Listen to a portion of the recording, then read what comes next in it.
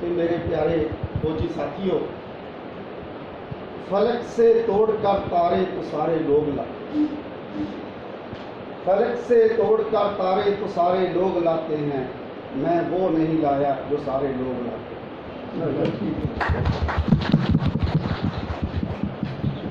साथियों, मैं तो अनुसार पूछना चाहना, रिसर्च की है। Anybody can tell? रिसर्च की है। Why we are doing research? ਤੁਸੀਂ ਸਾਰੇ ਰਿਸਰਚ ਦੇ ਵਿਦਿਆਰਥੀ ਹੋ, ਕੋਈ ਮੈਨੂੰ ਦੱਸ ਸਕਦਾ ਕਿ ਰਿਸਰਚ ਕੀ ਹੈ?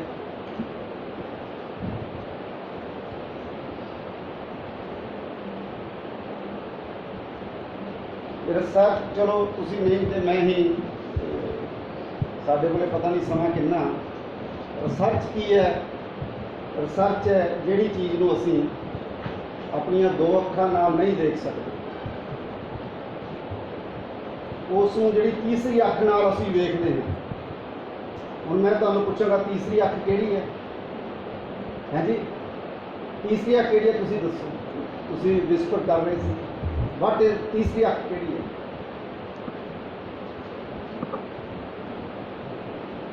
ਦੱਸੋ। ਤੁਸੀਂ ਰਿਸਰਚ ਕਰਦੇ ਹੋ, ਤੁਹਾਨੂੰ ਤੀਸਰੀ ਅੱਖ ਦਾ ਤਾਂ ਪਤਾ ਹੋਣਾ ਚਾਹੀਦਾ।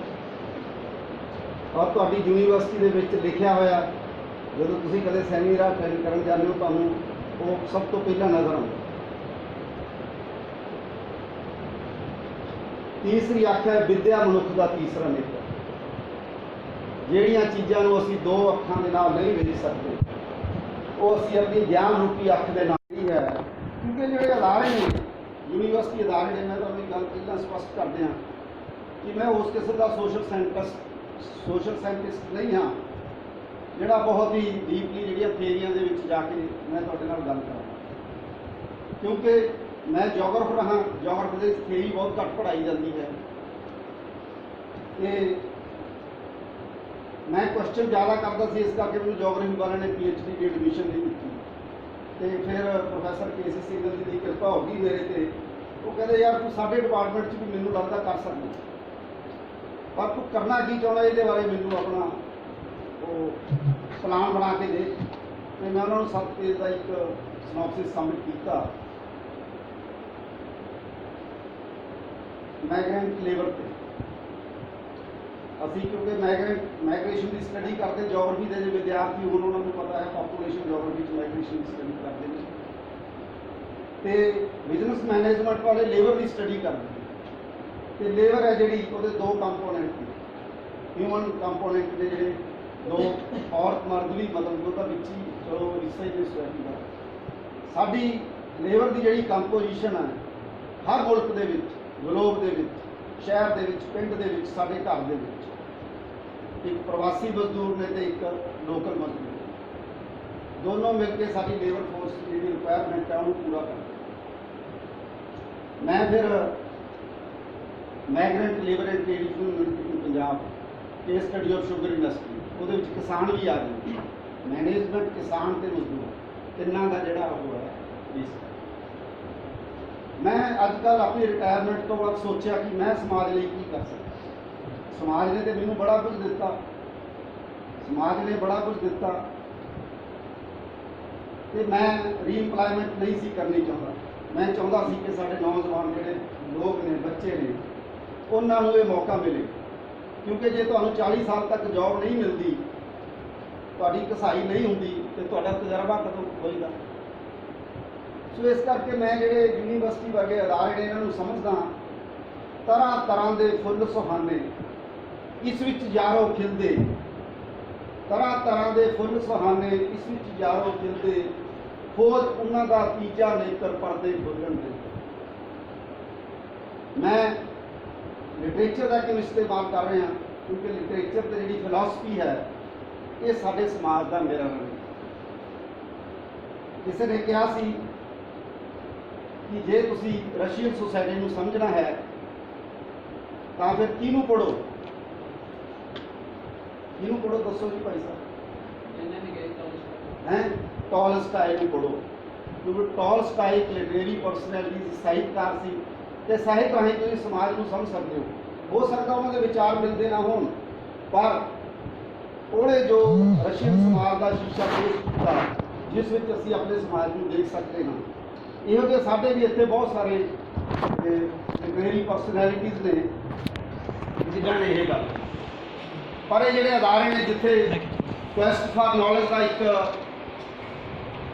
ਅਦਾਰੇ ਨੇ, ਉੱਥੇ ਨਾਲ ਇਹ ਵੀ ਹੈ ਇਹਨਾਂ ਦੇ ਵਿੱਚ ਸਭ ਨੂੰ ਅਕੋਮੋਡੇਟ ਕਰਨ ਦੀ ਸਮਰੱਥਾ ਹੁੰਦੀ ਹੈ।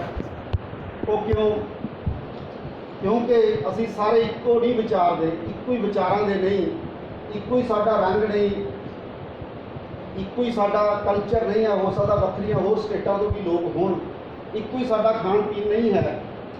ਅਸੀਂ ਵੱਖਰੀ ਵੱਖਰੀ ਤਰ੍ਹਾਂ ਨਾਲ ਮਤਲਬ ਕਿ ਜਿਵੇਂ ਵਾਰਿਸ ਸ਼ਾਹ ਨੇ ਕਿਹਾ ਸੀ, ਵਾਰਿਸ ਸ਼ਾਹ ਮੀਆਂ ਗੰਨਾ ਜੱਗ ਸਾਰਾ, ਮਜ਼ੇ ਵੱਖਰੇ ਵੱਖਰੇ ਬੋਲਦੇ। ਸੋ ਹਰ ਇੱਕ ਦਾ ਜਿਹੜਾ ਆਪਣਾ ਸੋਚਣ ਸਮਝਣ ਤੇ ਦਾ ਇੱਕ ਵੱਖਰਾ ਤਰੀਕਾ ਹੁੰਦਾ। ਤਰ੍ਹਾਂ ਤਰ੍ਹਾਂ ਦੇ ਫੁੱਲ ਸੁਹਾਨੇ ਇਸ ਵਿੱਚ ਯਾਰੋ ਖਿਲਦੇ, ਖੋਜ ਉਹਨਾਂ ਦਾ ਤੀਜਾ ਨੇਤਰ ਪਰਦੇ ਖੋਲਣ ਦਿਲਦੇ। ਹਰ ਫੁੱਲ ਦਾ ਰੰਗ ਵੱਖਰਾ ਇਸ ਵਿੱਚ, ਹਰ ਫੁੱਲ ਦਾ ਰੰਗ ਵੱਖਰਾ ਇਸ ਵਿੱਚ, ਨਾ ਇੱਕੋ ਖੁਸ਼ਬੋਈ, ਪਰ ਇਹ ਯਾਰੋ ਜਿਹਾ ਬਗੀਚਾ ਸਭ ਨੂੰ ਫਿਰੇ ਮਿਲੇ। ਜਿਹੜੀ ਪੰਜਾਬੀ ਯੂਨੀਵਰਸਿਟੀ ਪਟਿਆਲਾ ਹੈ, ਜਿੱਥੇ ਤੁਸੀਂ ਖੋਜ ਕਰ ਰਹੇ ਹੋ, ਪੜ੍ਹ ਰਹੇ ਹੋ, ਅਲੱਗ-ਅਲੱਗ ਡਿਸਿਪਲਿਨਸ ਦੇ ਵਿੱਚ, ਅਲੱਗ-ਅਲੱਗ ਸਬਜੈਕਟਾਂ ਦੇ ਵਿੱਚ, ਅਲੱਗ-ਅਲੱਗ ਟੌਪਿਕਸ ਦੇ ਉੱਤੇ ਅਲੱਗ-ਅਲੱਗ ਪਰਸਪੈਕਟਿਵ ਦੇ ਨਾਲ ਉਹ ਇਹੋ ਜਿਹੇ ਅਦਾਰਿਆਂ ਦੇ ਵਿੱਚੋਂ ਹੀ ਪ੍ਰਾਪਤ ਹੋ ਸਕਦਾ। ਪਰ ਮੈਂ ਤੁਹਾਨੂੰ ਇੱਕ ਗੱਲ ਜ਼ਰੂਰ ਪੁੱਛਣੀ ਚਾਹੁੰਦਾ ਕਿ ਅਸੀਂ ਰਿਸਰਚ ਕਿਉਂ ਕਰਦੇ?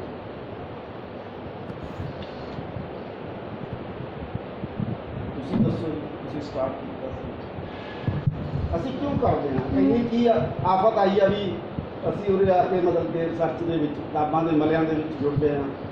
ਹਾਂਜੀ, ਕਦੇ ਇੰਟਰਨੈਟ ਤੋਂ ਦੇਖਦੇ ਹਾਂ, ਕਦੇ ਕਿਸੇ ਤੋਂ ਕੀ ਵਾਈ ਰਿਸਰਚ। ਆਰਾਮ ਨਾਲ ਘਰ ਬੈਠ ਕੇ ਰੋਟੀ ਤਾਂ ਮਿਲੀ ਜਾਣੀ ਸੀ, ਕਿਉਂ ਕਰਦੇ ਹਾਂ ਅਸੀਂ? ਮੇਰੇ ਮੁਤਾਬਕ ਇਹ ਰਿਸਰਚ ਇੱਕ ਫਿਊਲ ਦੀ ਤਰ੍ਹਾਂ ਕੰਮ ਕਰਦਾ ਹੈ।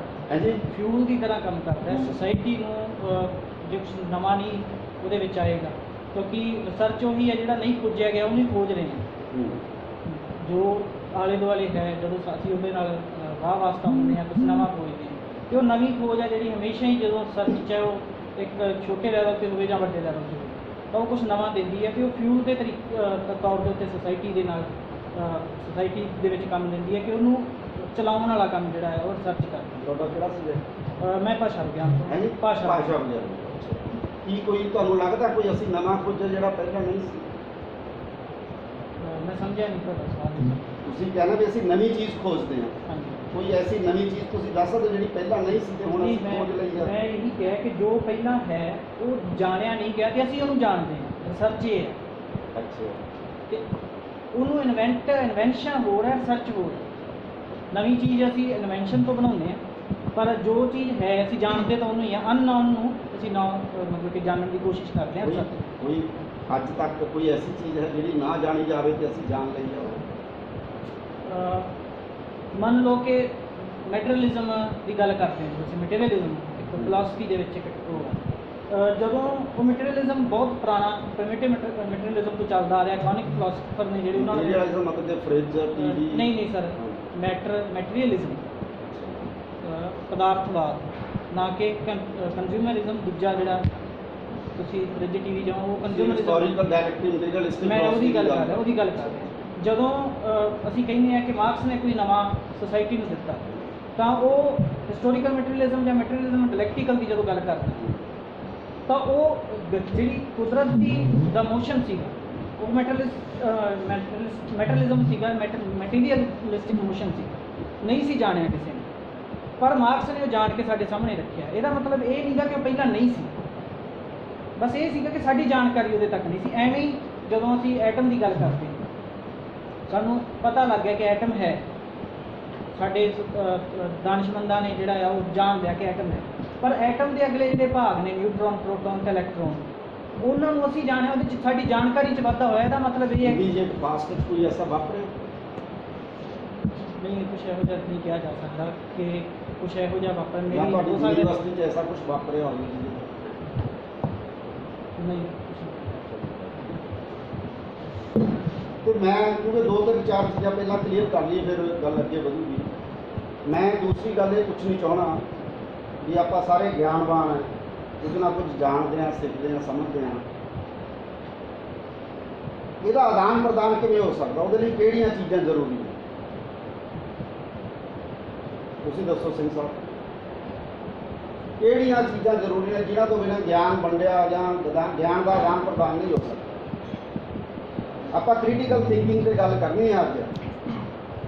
ਇਹ ਹੁਣ ਪਤਾ ਕੀ ਆ, ਬੰਦਾ ਉਹੀ ਚੰਗਾ ਜਿਹੜਾ ਚੁੱਭਦਾ ਹੋਵੇ ਜਾਂ ਖੁੱਬਦਾ ਹੋਵੇ, ਜਾਂ ਤੇ ਤੁਹਾਡੇ ਮਨ ਨੂੰ ਲੱਗੂਗਾ ਮੈਂ ਤੇ ਜਾਂ ਫਿਰ ਤੁਹਾਨੂੰ ਠੋਕੂਗਾ, ਠੀਕ ਹੈ ਨਾ? ਆਪਾਂ ਐਜੂਕੇਸ਼ਨ ਬੁੱਕਸ ਦੇ ਦੁਆਰਾ ਆਪਾਂ ਜਿਹੜਾ ਆਪਣਾ ਇੰਸਟੀਟਿਊਟ ਲਾ ਸਕਦੇ ਹੈਗੇ ਆ, ਤਾਂ ਆਪਾਂ ਨੂੰ ਅਸੀਂ ਸਰਚ ਕਰ ਰਹੇ ਹਾਂ, ਅਸੀਂ ਕੰਪੀਟੀਸ਼ਨ ਕਰ ਰਹੇ ਹਾਂ, ਤੀਸਰੀ ਦੇਖ ਰਹੇ ਹਾਂ, ਉਹਦੇ ਥਰੂ ਵੀ ਅਸੀਂ ਆਮ ਲੋਕਾਂ ਤੱਕ ਨਹੀਂ, ਗਵਰਨਮੈਂਟ ਤੱਕ ਵੀ ਆਪਣੀ ਗੱਲ ਪਹੁੰਚਾ ਸਕਦੇ ਹੈਗੇ ਆ। ਇਸ ਤੋਂ ਇਲਾਵਾ ਨਹੀਂ, ਉਹ ਨਹੀਂ ਮੈਂ ਪੁੱਛਿਆ, ਮੈਂ ਤੁਹਾਨੂੰ ਪੁੱਛਿਆ ਵੀ ਜਿਹੜਾ ਗਿਆਨ ਦਾ ਆਦਾਨ ਪ੍ਰਦਾਨ ਹੈ ਉਹਦੇ ਲਈ ਕਿਹੜੀ ਚੀਜ਼ ਜ਼ਰੂਰੀ ਹੈ ਜਿਹਦੇ ਬਿਨਾਂ ਗਿਆਨ ਦਾ ਆਦਾਨ ਪ੍ਰਦਾਨ ਨਹੀਂ ਹੋ ਸਕਦਾ? ਮੈਨੂੰ ਇਹ ਲੱਗਦਾ ਵੀ ਇੰਟਰੈਕਸ਼ਨ ਜ਼ਰੂਰੀ ਹੈ ਪਰਸਨ ਦੇ ਪਰਸਨ ਦੇ ਨਾਲ, ਜਿਹੜਾ ਮੋਰ ਐਜੂਕੇਟਡ ਹੈਗਾ ਉਹਦੇ ਨਾਲ ਇੱਕ ਘੱਟ ਐਜੂਕੇਟਡ ਦੀ ਹੈਗੀ ਆ, ਇੰਟਰੈਕਸ਼ਨ ਜ਼ਰੂਰੀ ਹੈ ਉਹਦੇ ਨਾਲ ਜਿਹੜੀ ਨੌਲੇਜ ਜਿਹੜੀ ਇੱਕ ਇੰਟਰੈਕਸ਼ਨ ਲਈ ਕੀ ਜ਼ਰੂਰੀ ਹੈ? ਇੰਟਰੈਕਸ਼ਨ ਦੇ ਸਟੇਜ ਹੋਣੀ ਜ਼ਰੂਰੀ ਹੈ, ਹੈਂ? ਸਟੇਜ ਦਾ ਸਾਨੂੰ ਜ਼ਰੂਰੀ ਹੈ ਕਿ ਅਸੀਂ ਬੈਠ ਕੇ ਗੱਲ ਕਰ ਸਕੀਏ। ਦੇਖੋ, ਗਿਆਨ ਦੇ ਆਦਾਨ ਪ੍ਰਦਾਨ ਦੇ ਲਈ 2 ਚੀਜ਼ਾਂ ਦੀ ਜ਼ਰੂਰਤ ਹੈ, ਠੀਕ ਹੈ ਨਾ? ਬੈਠ ਜਾਓ। ਗਿਆਨ ਸਾਡਾ ਪੈਦਾ ਹੁੰਦਾ ਤਜਰਬੇ ਤੋਂ, ਉਹੀ ਤਜਰਬਾ ਅੱਗੇ ਕਿਤਾਬਾਂ ਦੇ ਰੂਪ ਦੇ ਵਿੱਚ ਲਿਖਿਆ ਜਾਂਦਾ। ਜਿਹੜੀ ਸਾਡੀ ਲਾਇਬ੍ਰੇਰੀ ਹੈ, ਗਿਆਨ ਦਾ ਭੰਡਾਰ ਹੈ, ਉਹ ਕਿਤਾਬਾਂ ਦੇ ਰੂਪ ਦੇ ਵਿੱਚ ਉਹ ਗਿਆਨ ਉੱਥੇ ਪਿਆ ਹੈ। ਪਰ ਗਿਆਨ ਕਿਵੇਂ ਪੈਦਾ ਹੁੰਦਾ ਹੈ? ਡਾਇਰੈਕਟ ਤਰੀਕੇ ਨਾਲ ਤੇ ਇਨਡਾਇਰੈਕਟ ਤਰੀਕੇ ਨਾਲ। ਡਾਇਰੈਕਟ ਤਰੀਕੇ ਨਾਲ ਜਿਵੇਂ ਮੈਂ ਤੁਹਾਡੇ ਨਾਲ ਗੱਲ ਕਰ ਰਿਹਾ ਸੀ, ਠੀਕ ਹੈ ਨਾ? ਇਨਡਾਇਰੈਕਟ ਤਰੀਕੇ ਨਾਲ ਜਿਵੇਂ ਪੁਸਤਕਾਂ, ਠੀਕ ਹੈ ਨਾ? ਲੈਂਗੁਏਜ ਇਹਦੇ ਲਈ ਬੜੀ ਜ਼ਰੂਰੀ ਹੈ, ਤੇ ਨਾਲ ਹੀ ਜੇ ਕਮਿਊਨੀਕੇਸ਼ਨ ਸਕਿੱਲ ਹੋਵੇ ਤਾਂ ਫਿਰ ਸੋਨੇ ਤੇ ਸੁਹਾਗਾ ਹੋ। ਮੈਂ ਇੱਕ ਵਾਰੀ ਜਲੰਧਰ ਗਿਆ ਤੇ ਉੱਥੇ ਇੱਕ ਆਪਾਂ ਇੰਟਰੈਕਸ਼ਨ ਕਰਾਂਗੇ, ਆਪਾਂ ਕੋਈ ਮਤਲਬ ਇਹ ਨਹੀਂ ਵੀ ਬੜਾ ਮੈਂ ਕੋਈ ਪਹੁੰਚਿਆ ਹੋਇਆ ਬੰਦਾ, ਮੇਰੇ ਕੋਲ ਵੀ ਤੁਹਾਡੇ ਕੀ ਜਿੰਨਾ ਹੀ ਆ ਕੁਝ ਕਹਿਣ ਲਈ, ਪਰ ਕਿਉਂਕਿ ਮੈਂ ਵੱਡਾ ਉਮਰ ਦੇ ਵਿੱਚ ਇਸ ਕਰਕੇ ਜੋ ਇਕੱਠਾ ਕੀਤਾ ਉਹ ਤੁਹਾਡੇ ਨਾਲ ਸ਼ੇਅਰ ਕਰ ਰਹੇ ਹਾਂ। ਇੱਕ ਉਹਦੇ ਬਜ਼ੁਰਗ ਵੈਸਾ DPRO ਆਫਿਸ ਦੇ ਵਿੱਚ ਉਹ ਕੋਈ ਗੱਲ ਚੱਲੀ, ਉਹ ਜਿਹੜਾ ਇੱਕ ਹੋਰ ਬੰਦਾ ਸੀ ਉਹਨੇ ਕੋਈ ਗੱਲ ਕੀਤੀ, ਉਹਨੂੰ ਚੰਗੀ ਨਹੀਂ ਲੱਗੀ। ਉਹ ਕਹਿੰਦਾ बेटा बात न्यू है, बोले बिन तोले बिन कैसो कर जानिए, गुणी ते गुहारदों में बोल दो। बोले बिन तोले बिन कैसो कर जानिए, गुणी ते गुहारदों में बोल दो। जो तुसी खोज कर रहे हो, जो समझ रहे हो, जो सोच रहे हो, ਉਹਦਾ फायदा तदी है जे तुहाडे कोले नॉलेज हो। पर नॉलेज के नाल एक जिहड़ी चीज़ की घाट होवे फिर तुहाडा ज्ञान उन्ना सार्थक नहीं हो सकता जिन्ना होना चाहिए। तुसी दसो जी किहड़ी चीज़ की लोड़ है?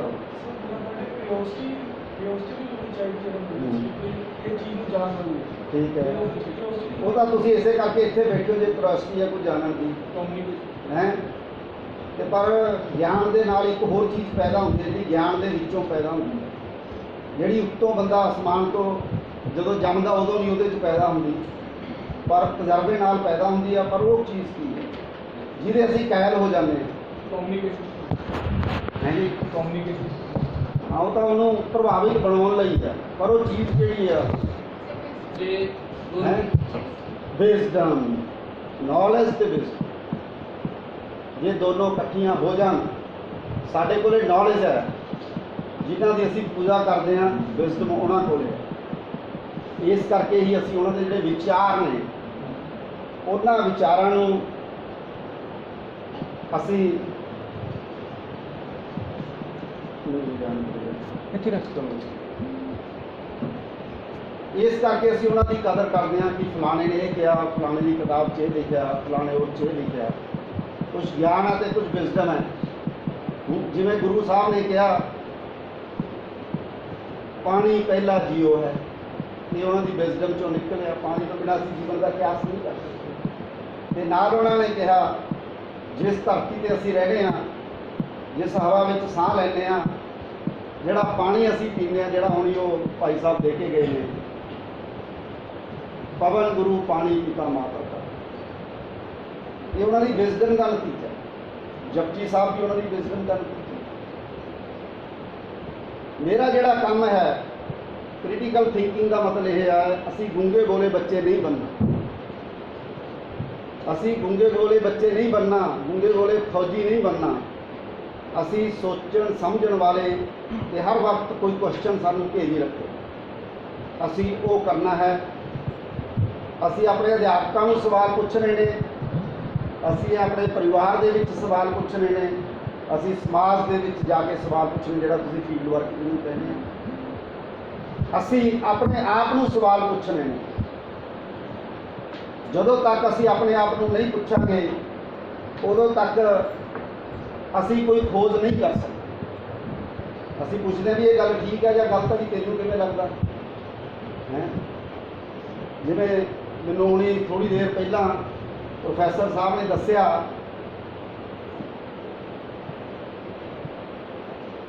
ਇੱਕ ਗੱਲ, मेरे लहजे में जी हुजूर ना था,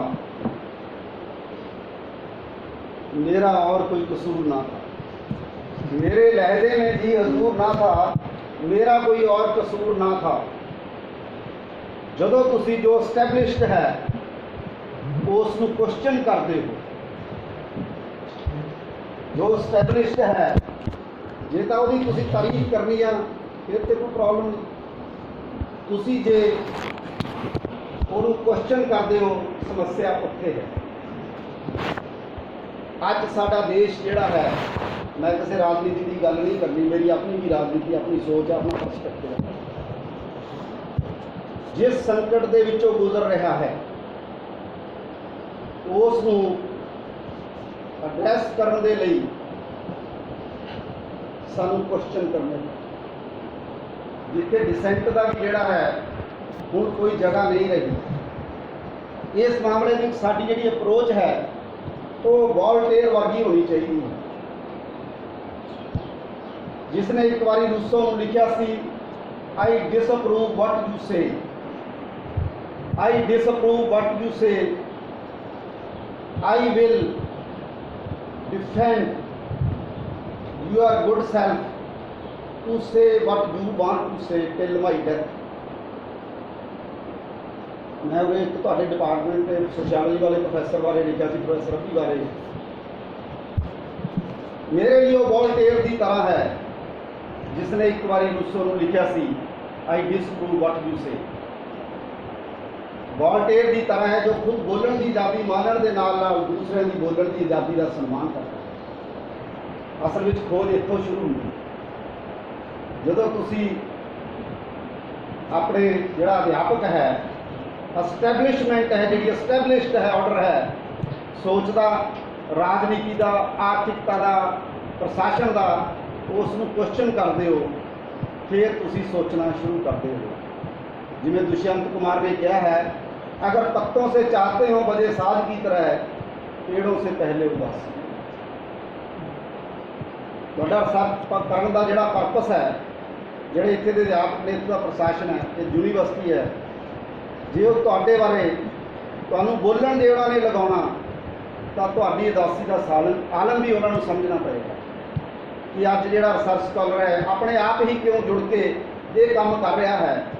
ये चाहिदा तां अलग अलग डिपार्टमेंटां दे विच सी, अलग अलग अध्यापकां वल्लों आउणा चाहीदा सी, जिस तरह जवाहरलाल नेहरू यूनीवर्सिटी दे विच है।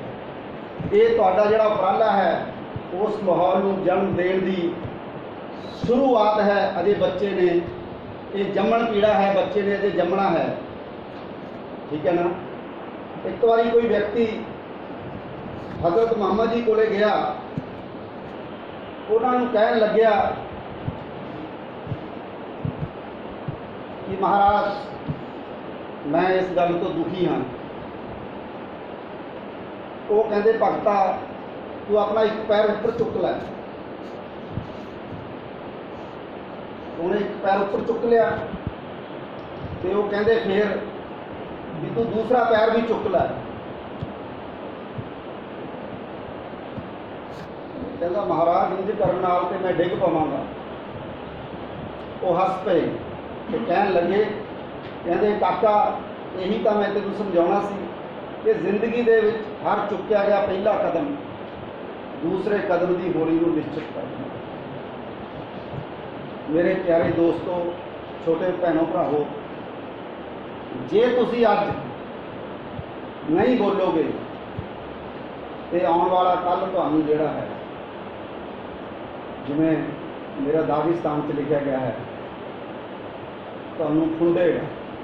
ਜੇ ਤੁਸੀਂ ਅੱਜ ਨੂੰ ਬੇਵਕਤ ਕਰ ਦਿੱਤਾ, ਵੈਸੇ ਤਾਂ ਵਕਤ ਨਿਰੰਤਰ ਹੈ, ਤੁਸੀਂ ਇਹਨੂੰ ਬੇਵਕਤ ਕਰ ਹੀ ਨਹੀਂ ਸਕਦੇ। ਜੇ ਤੁਸੀਂ ਅੱਜ ਨਾ ਸੋਚਣਾ ਸ਼ੁਰੂ ਕੀਤਾ ਤਾਂ ਕੱਲ ਵੀ ਤੁਹਾਡਾ ਨਹੀਂ ਹੈ। ਅੱਜ ਸਾਡਾ ਦੇਸ਼, ਅੱਜ ਸਾਡਾ ਸਮਾਜ ਜਿਨ੍ਹਾਂ ਸਮੱਸਿਆਵਾਂ ਦੇ ਵਿੱਚੋਂ ਗੁਜ਼ਰ ਰਿਹਾ ਹੈ, ਸਾਡੀ ਪੋਲਿਟੀ ਉਸ ਨੂੰ ਐਡਰੈਸ ਨਹੀਂ ਕਰਦੀ। ਅਜੇ ਤਾਂ ਤੁਸੀਂ ਠੀਕ ਠਾਕ ਹੋ, ਪੂਰੇ ਰਿਸਰਚ ਕਰ ਰਹੇ ਹੋ, ਤੁਹਾਡੇ ਪੇਰੈਂਟਸ ਦੀ ਹਾਰਡ ਅਰਨ ਮਨੀ ਹੈ ਜਿਹੜੀ, ਉਹਦੇ ਨਾਲ ਤੁਸੀਂ ਕਈ ਵਾਰ ਕੈਂਟੀਨ 'ਤੇ ਬੈਠ ਕੇ ਚਾਹ ਠੰਡਿਆਂ ਦਾ ਵੀ ਆਰਡਰ ਕਰ ਦਿੰਦੇ। ਸਾਡੇ ਵਕਤ ਇਹ ਮੁਸ਼ਕਲ ਸੀਗਾ, ਸਾਡੇ ਕੋਲੇ ਤੇ ਚਾਹ ਪੀਣ ਲਈ ਵੀ ਪੈਸੇ ਨਹੀਂ ਸੀ ਹੁੰਦੇ, ਠੀਕ ਹੈ ਨਾ। ਉਹ ਜਿਹੜਾ ਪੈਸਾ ਹੈ, ਜੋ ਤੁਹਾਨੂੰ ਓਪਰਚੁਨਿਟੀ ਮਿਲੀ ਹੈ, ਤੁਸੀਂ ਇਸ ਦਾ ਪੂਰਨ ਫਾਇਦਾ ਉਠਾਉਣਾ ਹੈ। ਉਹ ਪੂਰਨ ਫਾਇਦਾ ਤਾਂ ਹੀ ਹੋ ਸਕਦਾ ਜੇ ਤੁਸੀਂ ਨੌਲੇਜ ਦੇ ਨਾਲ ਨਾਲ ਆਪਣੇ ਅੰਦਰ ਵਿਜ਼ਡਮ ਦਾ ਇੱਕ ਅੰਸ਼ ਪੈਦਾ ਕਰੋ, ਤਾਂ ਕਿ ਤੁਸੀਂ ਸੁਸਾਇਟੀ ਜਿਹੜੀ ਹੈ ਤੇ ਸੱਚਾਈ ਹੈ ਜਿਹੜੀ, ਉਹਦੇ ਰੂਬਰੂ ਹੋ ਸਕੋ। ਕਿਉਂਕਿ ਸੱਚਾਈ ਜਿਹੜੀ ਹੈ ਬੜੀ ਖਤਰਨਾਕ ਹੈ। ਜੇ ਤੁਸੀਂ ਕਿਸੇ ਨੂੰ ਸੱਚੀ ਗੱਲ ਕਹਿ ਦਿਓ, ਵੈਸੇ ਆਪਾਂ ਕਹਿ ਦਿੰਦੇ ਯਾਰ ਮੈਂ ਤੈਨੂੰ ਸੱਚੀ ਗੱਲ ਦੱਸ ਦਿਆਂ, ਸੱਚ ਨਹੀਂ ਹੁੰਦਾ ਉਹਦੇ ਵਿੱਚ। ਜੇ ਤੁਸੀਂ ਸੱਚ ਕਹਿਣਾ ਹੈ ਤਾਂ ਫਿਰ ਇਹ ਬਹੁਤ ਮੁਸ਼ਕਲ ਕੰਮ ਹੈ, ਉਹਦੇ ਲਈ ਕੋਈ ਵੀ ਖਤਰਾ, ਸੱਚ ਕਹਿਣ ਦਾ ਮਤਲਬ ਖਤਰਾ। ਜਿਵੇਂ ਮਹਿੰਦਰਪਾਲ ਪੱਠਲ ਨੇ ਕਿਹਾ, ਕਿਉਂਕਿ ਮੈਂ ਇਹ ਸਮਝਦਾ ਇਹ ਸਾਰੀਆਂ ਜਿਹੜੀਆਂ ਚੀਜ਼ਾਂ ਨੇ, ਸੰਵਾਦ ਹੈ ਜਿਹੜਾ, ਇੰਟਰੈਕਸ਼ਨ ਹੈ। ਦੁਸ਼ਯੰਤ ਕੁਮਾਰ ਦੇ ਸ਼ਬਦਾਂ ਵਿੱਚ, ਬਾਤ ਕਿਤਨੀ ਹੋ ਕहीं भी बात चलनी चाहिए, बात कितनी हो कहीं भी बात चलनी चाहिए, हिमालय पर्वत से कोई गंगा निकलनी चाहिए, मेरे सीने में ना सही थोड़े सीने में सही, आग कितनी हो कहीं भी आग जलनी चाहिए, बात कितनी हो कहीं भी बात चलनी। अजे भी असी पिछे नहीं, असी खोज का मतलब समझन लगे। मैं समझदा जिहड़ा खोज का मतलब है, जो सोसाइटी ਦੇ ਵਿੱਚ ਅੱਜ ਵਾਪਰ ਰਿਹਾ ਹੈ, ਉਸ ਨੂੰ ਖੋਜਣਾ ਤੇ ਉਸ ਨੂੰ ਖੋਜ ਕੇ ਇੱਕ ਵਧੀਆ ਸਮਾਜ ਦਾ ਜਿਹੜਾ ਸੁਪਨਾ ਹੈ, ਜੋ ਤੁਸੀਂ ਆਪਣੇ ਅੰਦਰ ਸੰਜੋਏ ਹੋਏ ਹੋ, ਨੌਕਰੀ ਤੋਂ ਇਲਾਵਾ ਆਪਣੇ ਪਰਿਵਾਰ ਦੇ ਲਈ ਆਰਥਿਕਤਾ ਦੇ ਜਿਹੜੇ ਸੰਕਟ ਨੇ ਉਹਨਾਂ ਨੂੰ ਖਤਮ ਕਰਨ ਦੇ ਲਈ ਤੁਸੀਂ ਜਿਹੜਾ ਕੰਮ ਕਰ ਰਹੇ ਹੋ, ਉਹ ਪੂਰੇ ਸਮਾਜ ਤੇ ਤੁਹਾਡੀ ਜਿਹੜੀ ਇੱਕ ਵੀ ਖੋਜੀ ਹੋਈ ਚੀਜ਼ ਹੈ, ਸਮਾਜ ਨੂੰ ਬਦਲ ਸਕਦੀ ਹੈ। ਆਓ ਆਪਾਂ ਸਾਰੇ ਰਲ ਕੇ ਕਾਫਲਾ ਇੱਕ ਬਣਾ ਲਈਏ, ਜਿੱਥੇ ਹੋਣ ਬਰਾਬਰ ਸਾਰੇ, ਐਸਾ ਸਮਾਜ ਰਚਾ ਲਈਏ। ਤੁਸੀਂ ਸਮਝਦੇ ਹੋ ਨਾ ਕਿ ਰੋਟੀ, ਕੱਪੜਾ, ਮਕਾਨ, ਸਿਹਤ, ਸਿੱਖਿਆ ਹਰ ਇੱਕ ਨੂੰ ਮਿਲੇ, ਇਹੀ ਸਮਝਦੇ ਹੋ ਨਾ। ਕੋਈ ਐਸਾ ਬੰਦਾ ਹੈ ਜਿਹੜਾ ਕਹਿ ਸਕਦਾ ਨਹੀਂ ਮਿਲਣੀ ਚਾਹੀਦੀ ਆ ਚੀਜ਼? ਦੱਸੋ। ਮੇਰੇ ਹਿਸਾਬ ਨਾਲ ਰੋਟੀ, ਕੱਪੜਾ, ਮਕਾਨ, ਸਿਹਤ, ਸਿੱਖਿਆ, ਅੱਜ ਕੱਲ੍ਹ ਦੇ ਯੁੱਗ ਦੇ ਮੁਤਾਬਕ ਕੰਪਿਊਟਰ ਐਜੂਕੇਸ਼ਨ, ਇਹ ਹਰ ਇੱਕ ਦੇ ਲਈ ਜ਼ਰੂਰੀ ਹੈ। ਮੈਂ ਸਾਰੇ ਪ੍ਰਸ਼ਨ ਕਿਉਂ ਕਰ ਰਿਹਾ? ਇਹ ਤੁਹਾਡੇ ਦਿਮਾਗ ਦੇ ਵਿੱਚ ਆਉਣੇ ਚਾਹੀਦੇ। ਜੇ ਤੁਹਾਡੇ ਦਿਮਾਗ ਦੇ ਵਿੱਚ ਇਹ ਪ੍ਰਸ਼ਨ ਨਹੀਂ ਆਉਂਦੇ ਤੇ ਫਿਰ ਤੁਸੀਂ ਗੁੰਗੇ ਬੋਲੇ ਬੱਚੇ ਬਣੋਗੇ। ਫਿਰ ਸੋਚਣ ਸਮਝਣ ਵਾਲੇ ਇਨਸਾਨ ਨਹੀਂ ਬਣ ਸਕਦੇ। ਜਿਵੇਂ ਕਿ ਪਾਸ਼ ਨੇ ਕਿਹਾ ਸੀ, ਚੰਗਾ ਭਲਾ ਮਨੁੱਖ ਬਣਨਾ ਚਾਹੁੰਦਾ ਸਾਂ, ਕੀ ਤੋਂ ਕੀ ਬਣਾ ਦਿੱਤਾ ਗਿਆ। ਇਹਨਾਂ ਸਾਰੀਆਂ ਜਿਹੜੀਆਂ ਵਖਰੇਵਿਆਂ ਤੋਂ ਉੱਪਰ ਉੱਠ ਕੇ ਸਾਨੂੰ ਇੱਕ ਇਨਸਾਨ ਬਣਨਾ ਚਾਹੀਦਾ, ਇੱਕ ਮਨੁੱਖ ਬਣਨਾ ਚਾਹੀਦਾ। ਮੇਰੀ ਇਹ ਤੁਹਾਨੂੰ ਸਾਰਿਆਂ ਨੂੰ ਅਪੀਲ ਹੈ। ਇਹੀ ਕ੍ਰਿਟੀਕਲ ਜਿਹੜੀ ਥਿੰਕਿੰਗ ਇਨ ਰਿਸਰਚ ਹੈ, ਉਹਦਾ ਮੂਲ ਮੰਤਰ ਹੈ। ਜਦੋਂ ਤੁਸੀਂ ਆਪਣੇ ਨਾਲ ਆਪਣਾ ਡਾਇਲਾਗ ਕਰੋਗੇ ਵੀ ਸਰਦਾਰ ਸਵਰਨ ਸਿੰਘ ਇਹ ਯਾਰ ਕਿਉਂ ਹੈ, ਤੂੰ ਐਂ ਕਿਉਂ ਕਰਦਾ ਹੈ, ਤੇਰੇ ਕੋਲੇ 20-25 ਏਕੜ ਜ਼ਮੀਨ ਹੈ, ਮੌਜਾਂ ਨਾਲ ਤੂੰ ਖਾ ਪੀ ਮੌਜ ਕਰ, ਖਾਓ ਪੀਓ, ਲੋ ਆਨੰਦ ਵਾਲਾ ਕੰਮ ਉੱਥੇ ਹੋ ਸਕਦਾ ਹੈ। ਤੇ ਪਰ ਰਿਸਰਚ ਦੀ ਕਿਉਂ ਲੋੜ ਹੈ ਸਾਨੂੰ? ਰਿਸਰਚ ਦੀ ਇਸ ਕਰਕੇ ਲੋੜ ਹੈ ਕਿ ਸਾਨੂੰ ਕੋਈ ਚੀਜ਼, ਮੈਨੂੰ ਨਹੀਂ ਪਤਾ ਤੁਹਾਨੂੰ ਬੋਦਰ ਕਰਦੀ ਹੈ ਕਿ ਨਹੀਂ, ਕਿਉਂਕਿ ਤੁਸੀਂ ਰਿਸਰਚਰ ਜੋ, ਮੈਂ ਮੰਨ ਕੇ ਚੱਲਦਾ ਵੀ ਤੁਹਾਨੂੰ ਕੋਈ ਨਾ ਕੋਈ ਚੀਜ਼ ਬੋਦਰ ਕਰਦੀ ਹੈ। ਜੇ ਸਾਨੂੰ ਕੋਈ ਚੀਜ਼ ਅੰਦਰੋਂ ਡਿਸਟਰਬ ਨਹੀਂ ਕਰਦੀ, ਸਾਡੇ ਅੰਦਰ ਖਲਬਲੀ ਪੈਦਾ ਨਹੀਂ ਕਰਦੀ ਹੈ, ਗੁਰੂ ਸਾਹਿਬ ਨੇ ਵੀ ਕਿਹਾ ਜਵੇ ਬਾਣ ਲਾਗੇ ਤਵੇ ਰੁੱਸ ਜਾਗੇ ਹੈ, ਔਰ ਜਾਗ ਜਾਗੇ ਤਵੀ ਸਵੇਰਾ। ਅਸੀਂ ਸਾਡੇ ਜੇ ਅੰਦਰ ਕੁਝ ਚਿੰਤਾ ਨਹੀਂ ਹੁੰਦੀ ਤਾਂ ਫਿਰ ਅਸੀਂ ਚਿੰਤਨ ਨਹੀਂ ਕਰ ਸਕਦੇ। ਰਿਸਰਚ ਦੀਆਂ ਦੋ ਚੀਜ਼ਾਂ ਨੇ, ਚਿੰਤਾ ਤੇ ਚਿੰਤਨ। ਜੇ ਤੁਹਾਨੂੰ ਕਿਸੇ ਚੀਜ਼ ਦੀ ਚਿੰਤਾ ਹੋਊਗੀ ਤਾਂ ਤੁਸੀਂ ਚਿੰਤਨ ਕਰੋਗੇ, ਉਸ ਦੇ ਵਿੱਚੋਂ ਤੁਹਾਡੇ ਜਿਹੜੇ ਸਰੋਕਾਰ ਨੇ ਉਹ ਉਸਰਨਗੇ।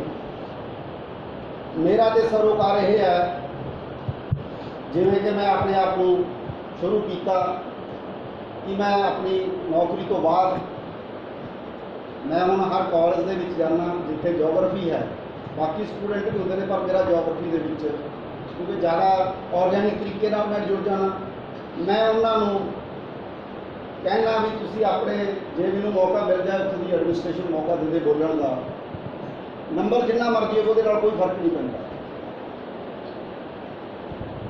ਮੈਂ ਉਹਨਾਂ ਨੂੰ ਕਹਿਣਾ ਵੀ ਤੁਸੀਂ ਆਪਣੇ ਪਿੰਡਾਂ ਦੇ ਨਾਲ ਜੁੜੋ ਆਰਗੈਨਿਕ ਤਰੀਕੇ ਦੇ ਨਾਲ, ਕਿਉਂਕਿ ਸਾਡਾ ਅਧਿਆਪਕ ਹੈ, ਸਾਡਾ ਜਿਹੜਾ ਸਟੂਡੈਂਟ ਹੈ, ਜਿੱਥੇ ਉਹ ਰਹਿੰਦਾ ਹੈ ਉਸ ਦੇ ਨਾਲ ਉਹ ਟੁੱਟਿਆ ਹੋਇਆ ਹੈ, ਉਹਦਾ ਆਰਗੈਨਿਕ ਰਿਲੇਸ਼ਨਸ਼ਿਪ ਨਹੀਂ ਹੈ। ਇਸੇ ਕਰਕੇ ਅਧਿਆਪਕ ਤੇ ਜਿਹੜਾ ਸਟੂਡੈਂਟ ਹੈ ਉਹਦੇ ਵਿੱਚ ਸੰਵਾਦ ਖਤਮ ਹੋ ਰਿਹਾ। ਕੁਝ ਯੂਨੀਵਰਸਿਟੀਆਂ ਨੂੰ ਜਿੰਦਾ ਰੱਖ ਰਹੀਆਂ ਨੇ, JNU ਦੀ ਮਿਸਾਲ ਦਿੱਤੀ ਜਾ ਸਕਦੀ ਹੈ। ਤੁਸੀਂ ਵੀ ਇੱਕ ਐਸਾ ਮਾਹੌਲ ਉਸਾਰੋ ਇੱਥੇ ਕਿ ਤੁਹਾਡੇ ਅਧਿਆਪਕ ਸਟੂਡੈਂਟ ਆਪਸ ਵਿੱਚ ਡਾਇਲਾਗ ਕਰ ਸਕਣ, ਸੰਵਾਦ ਕਰ ਸਕਣ। ਇਹੀ ਕ੍ਰਿਟੀਕਲ ਥਿੰਕਿੰਗ ਦਾ ਪਹਿਲਾ ਮੰਤਰ ਹੈ, ਕਿਉਂਕਿ ਸੰਵਾਦ ਜਿਹੜਾ ਹੈ ਉਹ ਇਸ ਪੱਧਰ ਤੱਕ ਹੋਣਾ ਚਾਹੀਦਾ ਕਿ ਤੁਸੀਂ 100 ਡਿਗਰੀ ਤੇ ਇੱਕ ਦੂਜੇ ਨਾਲ ਸਹਿਮਤ ਹੋਵੋ, ਪਰ ਉਹਨੂੰ ਅਕਮੋਡੇਟ ਕਰਨ ਦੇ ਲਈ ਤੁਹਾਡੇ ਵਿੱਚ ਇੰਨੀ ਤਾਕਤ ਹੋਣੀ ਚਾਹੀਦੀ ਹੈ, ਇੰਨੀ ਹਿਊਮਿਲਿਟੀ ਹੋਣੀ ਚਾਹੀਦੀ ਆ ਕਿ ਬੰਦਾ ਤੁਹਾਨੂੰ ਮਾਰਨ ਤੱਕ ਵੀ ਆਵੇ ਪਰ ਉਹ ਤੁਹਾਨੂੰ ਮਾਰ ਨਾ ਸਕੇ। ਜਿਹੜੀ ਮੈਂ ਰੂਸੋ ਤੇ ਤੁਹਾਨੂੰ ਵੋਲਟੇਅਰ ਦੀ ਗੱਲ ਕੀਤੀ ਸੀ, I disapprove what you say but I will defend your right to say till my death. ਇਸੇ ਤਰ੍ਹਾਂ ਹੀ ਫਿਰ ਡਿਸੈਂਟ ਆ ਜਿਹੜਾ ਡਾਇਲਾਗ, ਗੁਰੂ ਸਾਹਿਬ ਨੇ ਵੀ ਕਿਹਾ ਜਬ ਤੱਕ ਇਸ ਜਗਤ में रहिए कुछ सुनिए कुछ कहिए। ਉਹਨਾਂ ਨੇ ਦੋਸਤੀਆਂ ਇਸੇ ਕਰਕੇ ਕੀਤੀਆਂ ਸੀ।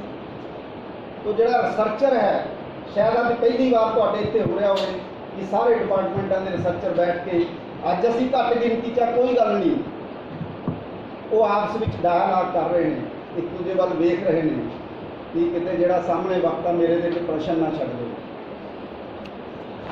ਸੋ ਤੁਸੀਂ ਪ੍ਰਸ਼ਨਾਂ ਦਾ ਸਾਹਮਣਾ ਕਰੋ, ਤੁਸੀਂ ਪ੍ਰਸ਼ਨਾਂ 'ਚੋਂ ਪ੍ਰਸ਼ਨ ਕੱਢੋ, ਪਰ ਆ ਨਾ ਕਰੋ ਇੱਕ ਅੱਜ ਕੱਲ੍ਹ ਜਿਹੜਾ ਜੋ ਵਾਪਰ ਰਿਹਾ ਹੈ, ਕਿਉਂ ਨਹੀਂ ਨਵਾਂ ਸੋਚਿਆ ਜਾ ਰਿਹਾ, ਕੋਈ ਨਵੀਆਂ ਕਿਤਾਬਾਂ ਕਿਉਂ ਨਹੀਂ ਆ ਰਹੀਆਂ ਹੈ, ਯੂਰਪ ਤੋਂ ਕਿਉਂ ਆ ਰਹੀਆਂ ਨੇ, ਅਮਰੀਕਾ ਤੋਂ ਕਿਉਂ ਆ ਰਹੀਆਂ ਨੇ, ਕੈਨੇਡਾ ਤੋਂ ਕਿਉਂ ਆ ਰਹੀਆਂ ਨੇ, ਹੋਰ ਮੁਲਕਾਂ ਤੋਂ ਕਿਉਂ ਆ ਰਹੀਆਂ ਨੇ, ਇਸਰਾਈਲ ਤੋਂ ਕਿਉਂ ਆ ਰਹੀਆਂ ਨੇ। ਸ਼ਾਇਦ ਹਿਸਟਰੀ ਦੇ ਵਿਦਿਆਰਥੀ ਜਾਣਦੇ ਹੋਣਗੇ ਯੂਵਲ ਨੋਆ ਹਰਾਰੀ ਦੀਆਂ 3 ਕਿਤਾਬਾਂ ਹੁਣੀ ਮਾਰਕੀਟ ਦੇ ਵਿੱਚ ਆਈਆਂ ਨੇ, the Sapiens, Homo Deus and the 21 Lessons for 21st Century. ਕੋਈ ਹਿਸਟਰੀ ਦਾ ਵਿਦਿਆਰਥੀ ਹੈ ਇੱਥੇ? ਹਿਸਟਰੀ ਦਾ ਕੋਈ ਵਿਦਿਆਰਥੀ ਨਹੀਂ? ਕਿਸੇ ਨੇ ਇਹਨਾਂ ਕਿਤਾਬਾਂ ਦਾ ਨਾਮ ਸੁਣਿਆ ਕਦੇ?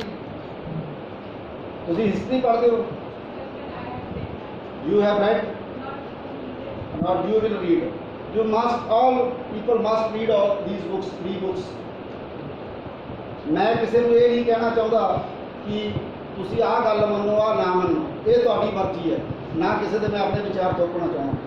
ਮੈਂ ਤਾਂ ਤੁਹਾਡੇ ਅੰਦਰ ਇੱਕ ਚਿੰਨ੍ਹ ਪੈਦਾ ਕਰਨੀ, ਜਿਵੇਂ ਜਦੋਂ ਜਿਹੜਾ ਕ੍ਰਿਸ਼ਨ ਹੈ ਉਹ ਆਪਣੀਆਂ ਗੋਪੀਆਂ ਨੂੰ ਛੱਡ ਕੇ ਦੂਸਰੀ ਥਾਂ 'ਤੇ ਚਲਾ ਗਿਆ ਤੇ ਉਹਨੇ ਵਾਪਸ ਇੱਕ ਬੰਦਾ ਭੇਜਿਆ ਮੈਸੇਂਜਰ, ਜਿਵੇਂ ਕਮਲੇਸ਼ ਨੂੰ ਭੇਜਦੇ ਹੋ ਤੁਸੀਂ ਮੇਰੇ ਕੋਲੇ, ਹੈਂ ਜੀ। ਉਹ ਗੋਪੀਆਂ ਉਹ ਕਹਿੰਦੀਆਂ ਉਦੋਂ ਕਾਹਨ ਦੀ ਗੱਲ ਸੁਣਾ ਸਾਨੂੰ, ਕਾਹਨ ਚਿੰਡ ਚੌਕੀਆਂ ਲਾਈਆਂ ਵੇ, ਮਸਾਂ ਸਾਹਮਣੇ ਆਠਣ ਢੋਲ ਲੱਗੇ ਨਵੀਆਂ ਦਸਤਰਾਂ ਨੂੰ ਚਲਾਈਆਂ। ਉਦੋਂ ਕਾਹਨ ਦੀ ਗੱਲ ਸੁਣਾ ਸਾਨੂੰ, ਕਾਹਨੂੰ ਚਿੰਗ ਚੁਆਕੀਆਂ ਲਾਈਆਂ ਵੇ, ਮਸਾਂ ਸਾਹਮਣੇ ਆਠਣ ਢੋਲ ਲੱਗੇ ਨਵੀਆਂ ਦਸਤਰਾਂ ਨੂੰ ਚਲਾਈਆਂ ਵੇ। ਤੇਰੇ ਗਿਆਨ ਦੀ ਪੂਰੀ ਨਹੀਂ ਕਾਟ ਕਰਦੀ, ਤੇਰੇ ਗਿਆਨ ਦੀ ਪੂਰੀ ਨਹੀਂ ਕਾਟ ਕਰਦੀ ਇਹਨਾਂ ਪੀੜਾਂ ਦੀਆਂ ਹੋਰ ਦਵਾਈਆਂ। ਸੋ ਅੱਜ ਜਿੱਥੇ ਸਾਡਾ ਸਮਾਜ ਖੜਿਆ ਹੈ, ਉੱਥੇ ਸਾਡਾ ਜਿਹੜਾ ਗਿਆਨ ਹੈ ਕਿੰਨਾ ਕੁ ਕਾਰਗਰ ਸਿੱਧ ਹੋ ਰਿਹਾ ਹੈ, ਸਾਨੂੰ ਇਹਦੇ ਬਾਰੇ ਵੀ ਸੋਚਣਾ ਪਵੇਗਾ। ਹੁਣ ਸਥਿਤੀ ਇਸ ਤੱਕ ਪਹੁੰਚ ਗਈ ਕਿ ਉਹ ਜਿਹੜੀਆਂ ਗਿਆਨ ਦੀਆਂ ਕੁੜੀਆਂ ਨੇ, ਇਹਨਾਂ ਦੇ ਵਿੱਚ ਥੋੜਾ ਸੰਖਿਆ ਵੀ ਮਿਲਾਉਣਾ ਪਊ, ਜਿਸ ਦਵਾਈ ਨੂੰ ਬੰਦਾ ਲੈ ਨਾ ਸਕੇ। ਤੁਸੀਂ ਆਪਣੇ ਅਧਿਆਪਕ ਨੂੰ ਕਿਸੇ ਨੂੰ ਵੀ ਜਾ ਕੇ ਕਹੋ, I am not agree with you, but you should know why you are not agree with the person. ਮੇਰੇ ਤਾਂ ਸੀਨੇ 'ਚ ਅੱਗ ਹੈ, ਇਹ ਝੁਲਸ ਜਾਵੇਗਾ, ਇਹ ਪੁਸ਼ਪਹਾਰ ਕਿਸੇ ਹੋਰ ਨਹੀਂ ਕਰੋਨਾ ਸੀ। ਜੇ ਕਿਤੇ ਵਕਤ ਦੀ ਰਗ ਰਗ 'ਚ ਜ਼ਹਿਰ ਨਾ ਘੁਲਦਾ ਤਾਂ ਮੇਰੀ ਕਵਿਤਾ 'ਚ ਵੀ ਫੁੱਲਾਂ ਦਾ ਜ਼ਿਕਰ ਨਹੀਂ ਸੀ। ਉਹਨੂੰ ਦੱਸ ਦਿਓ ਕਿ ਜੋ ਮੈਂ ਤੈਨੂੰ ਪ੍ਰਸ਼ਨ ਕਰ ਰਿਹਾ ਉਹ ਇਸ ਕਰਕੇ ਕਰ ਰਿਹਾ ਕਿ ਮੈਂ ਬਹੁਤ ਔਖਾ। ਜਦੋਂ ਤੁਸੀਂ ਔਖੇ ਹੋਗੇ, ਤੁਹਾਨੂੰ ਖਾਸ ਖੁਜਲੀ ਹੈ ਜਿਹੜੀ ਉਹ ਸੌਣ ਨਹੀਂ ਦੇਗੀ। ਸਰਚ ਸ਼ੁਰੂ ਹੀ ਉਦੋਂ ਹੁੰਦੀ ਆ ਜਦੋਂ ਤੁਸੀਂ ਸੁਪਨੇ ਲੈਂਦੇ ਹੋ, ਪਰ ਜਦੋਂ ਤੁਹਾਨੂੰ ਇਹੋ ਜਿਹੇ ਸੁਪਨੇ ਆਉਣ ਲੱਗ ਜਾਣ ਜਿਹੜੇ ਤੁਹਾਨੂੰ ਸੌਣ ਨਹੀਂ ਦਿੰਦੇ, ਜਦੋਂ ਤੁਸੀਂ ਸਮਾਜ ਦੇ ਲਈ ਬਿਹਤਰ ਸਮਾਜ ਦਾ ਸੁਪਨਾ ਜਿਹੜਾ ਹੈ ਆਪਣੇ ਮਨ ਦੇ ਅੰਦਰ ਸਮੋਲੋ, ਇਹ ਸਾਡੇ ਜਿਹੜੇ ਉਹ ਸੁਪਨੇ ਨੇ, ਜਿਵੇਂ ਪਾਸ਼ ਨੇ ਕਿਹਾ, ਸਭ ਤੋਂ ਖਤਰਨਾਕ ਹੁੰਦਾ ਹੈ ਸਾਡੇ ਸੁਪਨਿਆਂ ਦਾ ਮਰ ਜਾਣਾ, ਨਾ ਹੋਣਾ ਤੜਫਦਾ ਸਭ ਸਹਿਣ ਕਰ ਜਾਣਾ। ਸਭ ਤੋਂ ਖਤਰਨਾਕ ਉਹ ਘੜੀ ਹੁੰਦੀ ਹੈ ਜਿਹੜੀ ਤੁਹਾਡੇ ਗੁੱਟ 'ਤੇ ਬੰਨੀ ਹੋਈ ਨਹੀਂ ਖੜੀ ਹੁੰਦੀ। ਸੋ ਦੋਸਤੋ, ਅਸੀਂ ਇੱਕ ਵਧੀਆ ਸਮਾਜ ਦਾ ਸੁਪਨਾ ਲਿਆ, ਉਹ ਤੁਹਾਡੇ ਆਪਣੇ ਤਰੀਕੇ ਨੇ, ਉਹ ਤੁਹਾਡੇ ਪਰਸਪੈਕਟਿਵ ਨੇ। ਇੱਥੇ ਇਕਨੋਮਿਕਸ ਦੇ ਵਿਦਿਆਰਥੀ ਵੀ ਕਾਫੀ ਬੈਠੇ ਨੇ। ਮੈਂ ਉਹਨਾਂ ਨੂੰ ਇਹ ਗੱਲ ਦੱਸ ਦੇਣੀ ਚਾਹੁੰਦਾ ਕਿ ਉਹ ਜਿਹੜੀ ਸਮਾਜਿਕ ਰਿਐਲਿਟੀ ਜਿਹੜੀ ਹੈ, ਸਮਾਜਿਕ ਅਸਲੀਅਤ ਹੈ, ਉਸ ਨੂੰ ਅੰਕੜਿਆਂ ਦੇ ਵਿੱਚ ਨਾ ਉਲਝਾਉਣ। ਸੁਲਝਿਆ ਹੋਇਆ ਤੇ ਗੁਲਝਿਆ ਹੋਇਆ। ਹੁਣ ਮਾਮਲਾ ਸਿਰਫ ਉਲਝਿਆ ਹੋਇਆ ਨਹੀਂ, ਹੁਣ ਮਾਮਲਾ ਗੁਲਝਿਆ ਹੋਇਆ। ਉਹ ਤੁਹਾਨੂੰ ਇਸ ਕਿਸਮ ਦੀ ਰਿਸਰਚ ਦੀ ਜਿਹੜੀ ਮੰਗ ਕਰਦਾ ਹੈ। ਮੈਂ ਕੱਲ੍ਹ ਇੱਕ ਸੈਮੀਨਾਰ ਸੀ ਪਰਸੋਂ, ਉੱਥੇ ਵੀ ਇਹ ਗੱਲ ਰੱਖੀ ਸੀ, ਔਰ ਅਰਥ ਸ਼ਾਸਤਰੀਆਂ ਨੂੰ ਮੈਨੂੰ ਇਹੀ ਗਿਲਾ ਕਿ ਉਹ ਅੰਕੜਿਆਂ 'ਚ ਇੰਨਾ ਉਲਝਾ ਦਿੰਦੇ ਨੇ ਬੰਦੇ ਨੂੰ, ਗੱਲ ਗੇਟ 'ਚ ਨਹੀਂ ਆਉਂਦੀ। ਮੈਂ ਉਹਨਾਂ ਨੂੰ ਕਿਹਾ, तुम आंकड़ों से खेलना खूब जानते हो, तुम आंकड़ों से खेलना खूब जानते हो, यह भी जानते हो तुम सफेद को काला और काले को सफेद कर सकते। यह भी जानते हो आंकड़े खुद नहीं बोलते, आंकड़ों को बुलवाना पड़ता है, एक अर्थ देना पड़ता है जो तुम, मैं और सभी अपने मुताबिक। मैडम तुसी दसो मैं मुताबिक शब्द क्यों इस्तेमाल? मुताबिक है कि ਜਿਹੜੀ ਗੱਲ ਨੂੰ ਅਸੀਂ ਮਤਲਬ ਚਾਹੁੰਦੇ ਹਾਂ ਕਿ ਸਾਡੀ ਮੰਨੀ ਜਾਵੇ, ਅਸੀਂ ਉਸ ਅਕੋਰਡਿੰਗਲੀ ਉਸ ਚੀਜ਼ ਦੀ ਇੰਟਰਪ੍ਰੀਟੇਸ਼ਨ ਕਰਦੇ ਹਾਂ। ਉਹਦੀ ਕਸਵੱਟੀ ਕੀ ਹੈ? ਸੋ ਲਾਈਕ ਕੋਈ ਵੀ ਚੀਜ਼ ਹੈ ਸਰ, ਸਾਡਾ ਜਿਹੜਾ ਪਰਸਪੈਕਟਿਵ ਹੈ ਅਸੀਂ ਹਾਂ, ਪਰਸਪੈਕਟਿਵ। ਮੈਂ ਤੁਹਾਨੂੰ ਕਿਸੇ ਪਰਸਪੈਕਟਿਵ 'ਚ ਨਹੀਂ ਬੰਨਣਾ। ਹੁਣ ਤੱਕ ਜਿੰਨੀ ਵੀ ਨੌਲੇਜ, ਜਿੰਨਾ ਵੀ ਗਿਆਨ ਪੈਦਾ ਹੋਇਆ ਹੈ ਸਾਡੇ ਤਜਰਬੇ ਦੇ ਵਿੱਚੋਂ, ਸਿੱਧੇ ਰੂਪ 'ਚ ਜਾਂ ਸਾਡੇ ਬਜ਼ੁਰਗਾਂ ਨੇ ਅਰਜਨ ਕੀਤਾ ਸੀ, ਉਹ ਜਿਹੜਾ ਕਿਤਾਬਾਂ ਦੇ ਵਿੱਚ ਬੰਦ ਹੈ, ਉਸ ਨੇ ਜੋ ਪਰਸਪੈਕਟਿਵ ਦਿੱਤੇ ਨੇ, ਕਿਸੇ ਦਾ ਕੋਈ ਪਰਸਪੈਕਟਿਵ, ਕਿਸੇ ਨੂੰ ਕੋਈ ਚੀਜ਼ ਆਉਂਦੀ ਆ, ਕਿਸੇ ਨੂੰ ਕੋਈ ਚੀਜ਼ ਚੰਗੀ ਲੱਗਦੀ ਹੈ, ਕਿਸੇ ਨੂੰ ਕੋਈ ਚੀਜ਼ ਚੰਗੀ ਲੱਗਦੀ ਹੈ। ਉਹ ਜਿਹੜੀ ਚੀਜ਼ ਹੈ ਉਹ ਸਮਝ ਤੁਹਾਡੀ ਆਪਣੀ। ਤੁਸੀਂ ਪਰਸਪੈਕਟਿਵ ਜਿਹੜਾ ਮਰਜ਼ੀ ਬਣਾਓ, ਮੇਰਾ ਵੀ ਪਰਸਪੈਕਟਿਵ ਹੈ, ਪਰ ਮੈਂ ਉਹਦੀ ਗੱਲ ਨਹੀਂ ਕਰਾਂ, ਕਿਉਂਕਿ ਜੇ ਤੁਸੀਂ ਅਖੀਰ ਦੇ ਵਿੱਚ ਮੈਨੂੰ ਕਿਹਾ ਕਿ ਤੁਸੀਂ ਦੱਸ ਦਿਓ ਤੁਸੀਂ ਕਿਵੇਂ ਸਮਝੋ, ਤਾਂ ਮੈਂ ਦੱਸ ਦਿਆਂਗਾ। ਪਰ ਮੇਰਾ ਜਿਹੜਾ ਅੱਜ ਕ੍ਰਿਟੀਕਲ ਥਿੰਕਿੰਗ ਦਾ ਮਤਲਬ ਕੀ ਹੈ, ਅਸੀਂ ਇੱਕ ਦੂਜੇ ਨਾਲ ਵੱਖਰੀ ਓਪੀਨੀਅਨ ਰੱਖਣ ਦਾ ਮਾਦਾ ਰੱਖਦੇ ਹੋਈਏ, ਤੇ ਅਸੀਂ ਆਪਣੀ ਜਿਹੜੀ ਵੱਖਰੀ ਓਪੀਨੀਅਨ ਹੈ ਉਸ ਨੂੰ, ਜਿਵੇਂ ਗੁਰੂ ਸਾਹਿਬ ਨੇ ਕਿਹਾ ਗੁਰਬਾਣੀ ਦੇ ਵਿੱਚ, एक ओंकार सतनाम करता पुरख निरभौ निर्वैर, निरभौ ते निर्वैर हो के वो बंदे नूं सातों डर भी ना लगे ते असीं उहनूं डराइए भी ना ते असीं भी ना उस तो डरीए। ते ज्ञान जिहड़ा है गोष्ठियां गुरु साहब ने तदी कीतियां। उन्होंने फिर मसला लभ लिया कि सचारा हो गया कि कूड़े कुत्ते पा हुक्म रजाई चलना नाम तरीके, ठीक है ना। उन्होंने मतलब कि देश दिता, उन्हें किरत करो वंड छको ते नाम जपो, ठीक है ना। कुछ लोग कहते हैं कि यही है पाठ है पाठ कोई कम नहीं, कम ही पूजा है, पूजा कोई कम नहीं। ये हर बंदे का अपना परसपैक्टिव है। जे तुहाडा परसपैक्टिव है पूजा कम है तो पूजा करो, जे परसपैक्टिव है पूजा कोई कम नहीं तो फिर पूजा ना करो, कम करो। तो तुसी सारे अलग अलग डिसिपलिन नाल उन्हां नाल संबंधित विद्यार्थी हो। दो चीज़ां ने जिहड़ियां तुहानूं जरूर पढ़नियां चाहीदियां ने, लिटरेचर ते फिलोसफी। पहला ही जनरल पढ़ो, फिर तुहाडा जिहड़ा स्पैसीफिक सबजैक्ट है उस के संबंध दे विच तुसी इस चीज़ नूं पढ़ो जिहड़ी खोज है। क्योंकि वैसे भी हुण जिहड़ा वक्त आ गया ना, वो हुण तुहानूं पुकार के कह रहा है, गल ये अपनी समय ने आप दित्ती, आप कटना फर्ज जवानियां दा, उस कौम नूं समां नहीं माफ़ करदा जिहड़ी तारे नाल मुल करवांदी। दोस्तों, जो सानूं विरसे विच मिलिया है, चंगा माड़ा, पूरा अधूरा, गोरा काला, जिस तरह का भी मिलिया है, असी उसको समझ के बेहतर बनाना है, बेहतर जिंदगी का सपना लेना है, जिथे हर बंदे नूं, हर व्यक्ति नूं अपनी डिवेलपमेंट के नाल असी ये सोच सकीए भी ये तो भाई ये लिए जरूरी है, रोटी कपड़ा मकान सेहत शिक्षा। मैं पिंडा दे विच जाना, जोग्राफी के विद्यार्थियों को भी जाना, उन्होंने मैं यही कहना भी जो पिंड में पीने वाला पानी नहीं है तो फिर जी तो असी बीमार ना होइए, फिर पिंड दे विच कुछ भी नहीं है। सब तो पहली मुढ़ली लोड़ है यार पीने वाला पानी होना चाहिए। ये मैं इस तरह पेश करदा कि जिहड़े इकनॉमिक्स के लोग ने पढ़ाने वाले, जे वो अपने विद्यार्थियों को पूछण कि यार तुसी पिंड विच रहिंदे हो, शहर विच रहिंदे हो, तुसी मैनूं दसो उत्थों की इकनॉमिक्स की है, उत्थों का अर्थशास्त्र की है। शायद ही उन्होंने कभी विद्यार्थियों को सवाल पूछा हो, विद्यार्थी ने इस मामले बारे गंभीरता नाल सोचा हो। अगर आप इकनॉमिक्स पढ़ रहे हैं, अपने पिंड की इकनॉमिक्स की है, मेरे घर की इकनॉमिक्स की है, वह चलो माड़ा मोटा पता होंगे रुपये पैसे इस तरह तो वह की चंगिया चीज़ा ने, वो की खामियां ने, की वो कमजोरियां ने। इस तरह ही पोलीटिकल साइंस वाले बंदे ने जिहड़े भाषा विग्यानी ने, वो उत्थों दी भाषावां दी की समस्यावां ने पिंडां दी। हुण कहा जाता है BA पढ़िया मुंडा भी एक छोटी जी एप्लीकेशन नहीं लिख सकता। ये क्यों? ये क्यों? हिस्टरी वाले उत्थों के इतिहास को जानने की कोशिश कर। मैनूं लगता ये जिहड़ा संवाद है ये साडे बच्चों नाल जरूर होना चाहिए, भावें वो खोजी होण ते भावें दूसरे होण। और इस जिहड़ा टुटिया होया है इस गल्लों ये नहीं हो रहा। संवाद, खोज ते संवाद, खोज तो पहला संवाद आना चाहिए।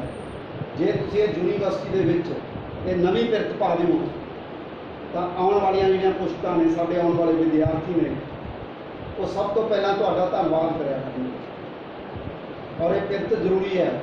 अज जवाहरलाल नेहरू यूनीवर्सिटी नंबर 1 ते उत्थों के एक बंदे को नोबल प्राइज़ मिलिया है।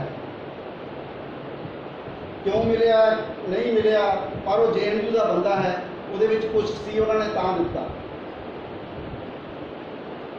वैसे तो पाश ने क्या बीच का रास्ता नहीं होता, नोबल प्राइज़ उन्होंने मिलता जो बीच का रास्ता अपनाते जिन्हें एक्सट्रीम पोजीशन नहीं लेंगे, पर सानू एक्सट्रीम पोजीशन भी लेनी पै सकती है। घट्टो घट्ट बीच का रास्ता तो अपनाए। मनुख को बनना सोचें, मनुखता बनी है असी। जिवें भगत सिंह ने कहा खरे घोड़े की किवें पहचान होवे खरे होणगे कुर्बान ने। जिहड़े खरे लोग ने, जिहड़े सच बोल सकते हैं, जिहड़े सच बोलते हैं, उन्होंने कोई हार नहीं पाउंदा है। जे असी जी हजूर हैं, हाँ जी मैडम, हाँ जी हाँ जी, मैडम को कोई प्रॉब्लम ना, तुहानूं कोई प्रॉब्लम है ना, मैडम कोले कोई नवा ना ਤੁਹਾਡੇ ਥੀਸਿਸ ਦੇ ਵਿੱਚ ਕੋਈ ਨਾ ਹੈ। ਫਿਰ ਤੁਹਾਡੇ ਤੇ ਉਹ ਜਦੋਂ ਥੋੜ੍ਹੀ ਦੇਰ ਤਾਂ 2 ਸਾਲ ਤਾਂ ਮੌਜਾਂ ਜਿਹੀਆਂ ਕਰਦੇ ਰਹੇ, ਉਹ ਕੰਮ ਨਹੀਂ ਹੁੰਦਾ, ਫਿਰ ਮੈਡਮ ਜਲਦੀ ਕਰਵਾ ਦਿਓ ਜੀ ਕੰਮ, ਹੁਣ ਟਾਈਮ ਹੋ ਗਿਆ ਪੂਰਾ, ਫਿਰ ਐਕਸਟੈਂਸ਼ਨ ਲੈ ਲੈਂਦੇ ਹੋ। ਪੈਸੇ ਤਾਂ ਮਾਂ ਬਾਪਾਂ ਨੇ ਭਰਨੇ ਹੁੰਦੇ ਨੇ, ਜਾਂ ਜਿਹਨੂੰ ਸਕੋਲਰਸ਼ਿਪ ਮਿਲਦਾ ਉਹਨਾਂ ਨੇ ਭਰਨੇ ਹੁੰਦੇ ਨੇ। ਸੋ ਇਹ ਸਥਿਤੀ ਨਾ ਆਵੇ। ਤੁਹਾਨੂੰ ਬੜਾ ਵਕਤ ਮਿਲਿਆ ਹੈ,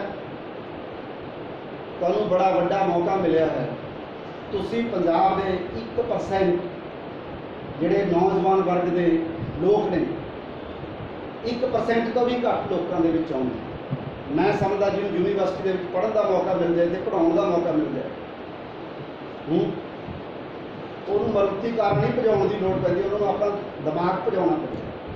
ਕਈ ਬੱਚੇ ਨਾ ਤੁਹਾਡੇ ਤਾਂ ਕਹਿ ਨਹੀਂ ਕਿਸੇ ਨੇ ਕੀਤਾ, ਐਂ ਕਰੀ ਜਾਣਗੇ ਬਾਲਾਂ ਨੂੰ ਹੈ। ਮੈਂ ਉਹਨਾਂ ਨੂੰ ਕਿਹਾ ਯਾਰ ਇਹ ਤਾਂ ਠੀਕ ਆ, ਉੱਪਰ ਕਰ ਲੈਣਾ, ਨੀਚੇ ਬਾਰੇ ਵਾਲੀ ਸੋਚ ਲਓ। ਜਿਹੜਾ ਦਿਮਾਗ ਹੈ ਤੁਹਾਡਾ, ਉਸ ਬਾਰੇ ਵੀ ਤੇ ਕੁਝ ਸੋਚ ਲਓ। ਜੇ ਉਸ ਦੇ ਵਿੱਚ ਕੁਝ ਨਹੀਂ ਹੈ ਤਾਂ ਕਿਉਂ ਨਹੀਂ ਹੈ? ਮੈਂ ਕਈ ਕਾਲਜਾਂ 'ਚ ਗਿਆ, ਜੀਓਗ੍ਰਾਫੀ ਦਾ ਕੋਈ ਵਿਦਿਆਰਥੀ ਨਹੀਂ ਹੈ, ਕੋਈ ਗੱਲ ਨਹੀਂ। ਮੈਂ ਪਿੱਛੇ ਲੈਟੀਟਿਊਡ ਕੀ ਹੁੰਦਾ, BA ਫਾਈਨਲ ਦੇ ਸਟੂਡੈਂਟ ਨੂੰ ਲੈਟੀਟਿਊਡ ਬਾਰੇ ਨਹੀਂ ਸੀ ਪਤਾ, ਹੋ ਸਕਦਾ ਦੂਸਰੇ ਸਬਜੈਕਟ ਵਾਲਾ ਦੱਸ। ਸੋ ਤੁਹਾਨੂੰ ਜਿਹੜਾ ਇਹ ਬਹੁਤ ਵਧੀਆ ਮੌਕਾ ਮਿਲਿਆ, ਇਹਦਾ ਫਾਇਦਾ ਉਠਾਓ। ਗੇੜੀਆਂ ਗੂੜੀਆਂ ਦੇ ਵਿੱਚ ਇਹਨੂੰ ਗਵਾਓ ਨਾ। ਸਮੇਂ ਦੇ ਗੇੜ ਨੇ ਤਾਂ ਚੱਲਦੇ ਹੀ ਰਹਿਣਾ, ਪਰ ਤੁਸੀਂ ਆਪਣਾ ਗੇੜ ਘੱਟ ਕਰੋ। ਹਰ ਵਿਦਿਆਰਥੀ ਕੋਲੇ ਕਾਰ, ਮੋਟਰਸਾਈਕਲ ਇਹੋ ਜਿਹੀਆਂ ਚੀਜ਼ਾਂ ਉਹ ਰੱਖਦਾ ਹੈ। ਅਸੀਂ ਖੈਰ ਅਫੋਰਡ ਨਹੀਂ ਸੀ ਕਰ ਸਕਦੇ, ਨਾ ਸਾਡੇ ਵਾਲੇ ਇੰਨੀ ਉਹ ਗੱਲ ਹੁੰਦੀ ਸੀ, ਠੀਕ ਹੈ ਨਾ। ਤਾਂ ਮੈਂ ਤੁਹਾਨੂੰ ਸਾਰਿਆਂ ਨੂੰ ਵਿਦ ਫੋਲਡਡ ਹੈਂਡ ਬੇਨਤੀ ਕਰਦਾ ਕਿ ਤੁਸੀਂ ਸੁਣੋ, ਸਮਝੋ ਤੇ ਸੋਚੋ। ਸੁਣੋ, ਸਮਝੋ ਤੇ ਸੋਚੋ, ਆਪਣੇ ਦਿਮਾਗਾਂ ਨੂੰ ਖਰੋਚੋ, ਸੱਚੀ ਗੱਲ ਕਹਿਣ ਦਾ ਜੇਰਾ ਕਰੋ। ਹੁਣ ਲੋੜ ਹੈ ਸੁਰਤ ਸੁਧਾਰ। ਸੁਣੋ, ਸਮਝੋ ਤੇ ਸੋਚੋ, ਆਪਣੇ ਦਿਮਾਗਾਂ ਨੂੰ ਖਰੋਚੋ, ਸੱਚੀ ਗੱਲ ਕਹਿਣ ਦਾ ਜੇਰਾ ਕਰੋ। ਹੁਣ ਲੋੜ ਹੈ ਸੁਰਤ ਸੁਧਾਰ। ਸੁੰਦਰ ਸ਼ਬਦਾਂ ਵਿੱਚ ਕਰੋ ਚੀਜ਼ਾਂ, ਸਿਧਾਂਤ ਨਹੀਂ ਮੰਨਦਾ। ਸੁੰਦਰ ਸ਼ਬਦਾਂ ਵਿੱਚ ਕਰੋ ਚੀਜ਼ਾਂ, ਸਿਧਾਂਤ ਨਹੀਂ ਮੰਨਦਾ। ਸਮਾਜ ਦੇ ਇਤਿਹਾਸਿਕ ਵਿਕਾਸ ਨੂੰ ਸਮਝੋ। ਈਵਨ ਸਾਡੇ ਗੁਰੂ ਸਾਹਿਬ ਨੇ, ਉਹ ਤਾਂ ਭਾਈ ਲਾਲੋ ਵੱਲ ਰਹੇ ਨੇ ਹੈ, ਪਰ ਹੁਣ ਆਭਾਰ ਮਲਕ ਭਾਗੋਂ ਦਾ, ਠੀਕ ਹੈ ਨਾ। ਕਦੇ ਨਹੀਂ ਸੀ ਅਸੀਂ ਸੁਣਿਆ ਵੀ NRI ਕਮਰੇ ਨੇ ਜਿਹੜੇ ਬਾਹਰੋਂ ਜਿਹੜੇ ਲੋਕ ਆਉਂਦੇ ਨੇ ਉਹਨਾਂ ਲਈ NRI ਕਮਰੇ ਮਤਲਬ ਕਿ ਜਿਹੜੇ ਨੇ AC ਰੂਮਸ ਨੇ ਜਿਹੜੇ ਉਹ ਅਵੇਲੇਬਲ ਹੁੰਦੇ ਨੇ। ਉਹ ਫਿਰ ਲੰਗਰ ਪੰਗਰ 'ਚ ਕਿਵੇਂ ਬੈਠ ਕੇ ਰੋਟੀ ਖਾਣਗੇ? ਕਿਉਂਕਿ ਉਹਨਾਂ ਤੋਂ ਵੱਧ ਸਮਝਦੇ ਨੇ ਆਪਣੇ ਆਪ ਨੂੰ, ਉਹਨਾਂ ਕੋਲੇ ਪੇਮੈਂਟ ਕਰਨ ਲਈ ਪੈਸੇ ਨੇ, ਪਰ ਭਾਈ ਲਾਲੋ ਕੋਲੇ ਤਾਂ ਹੈ ਹੀ।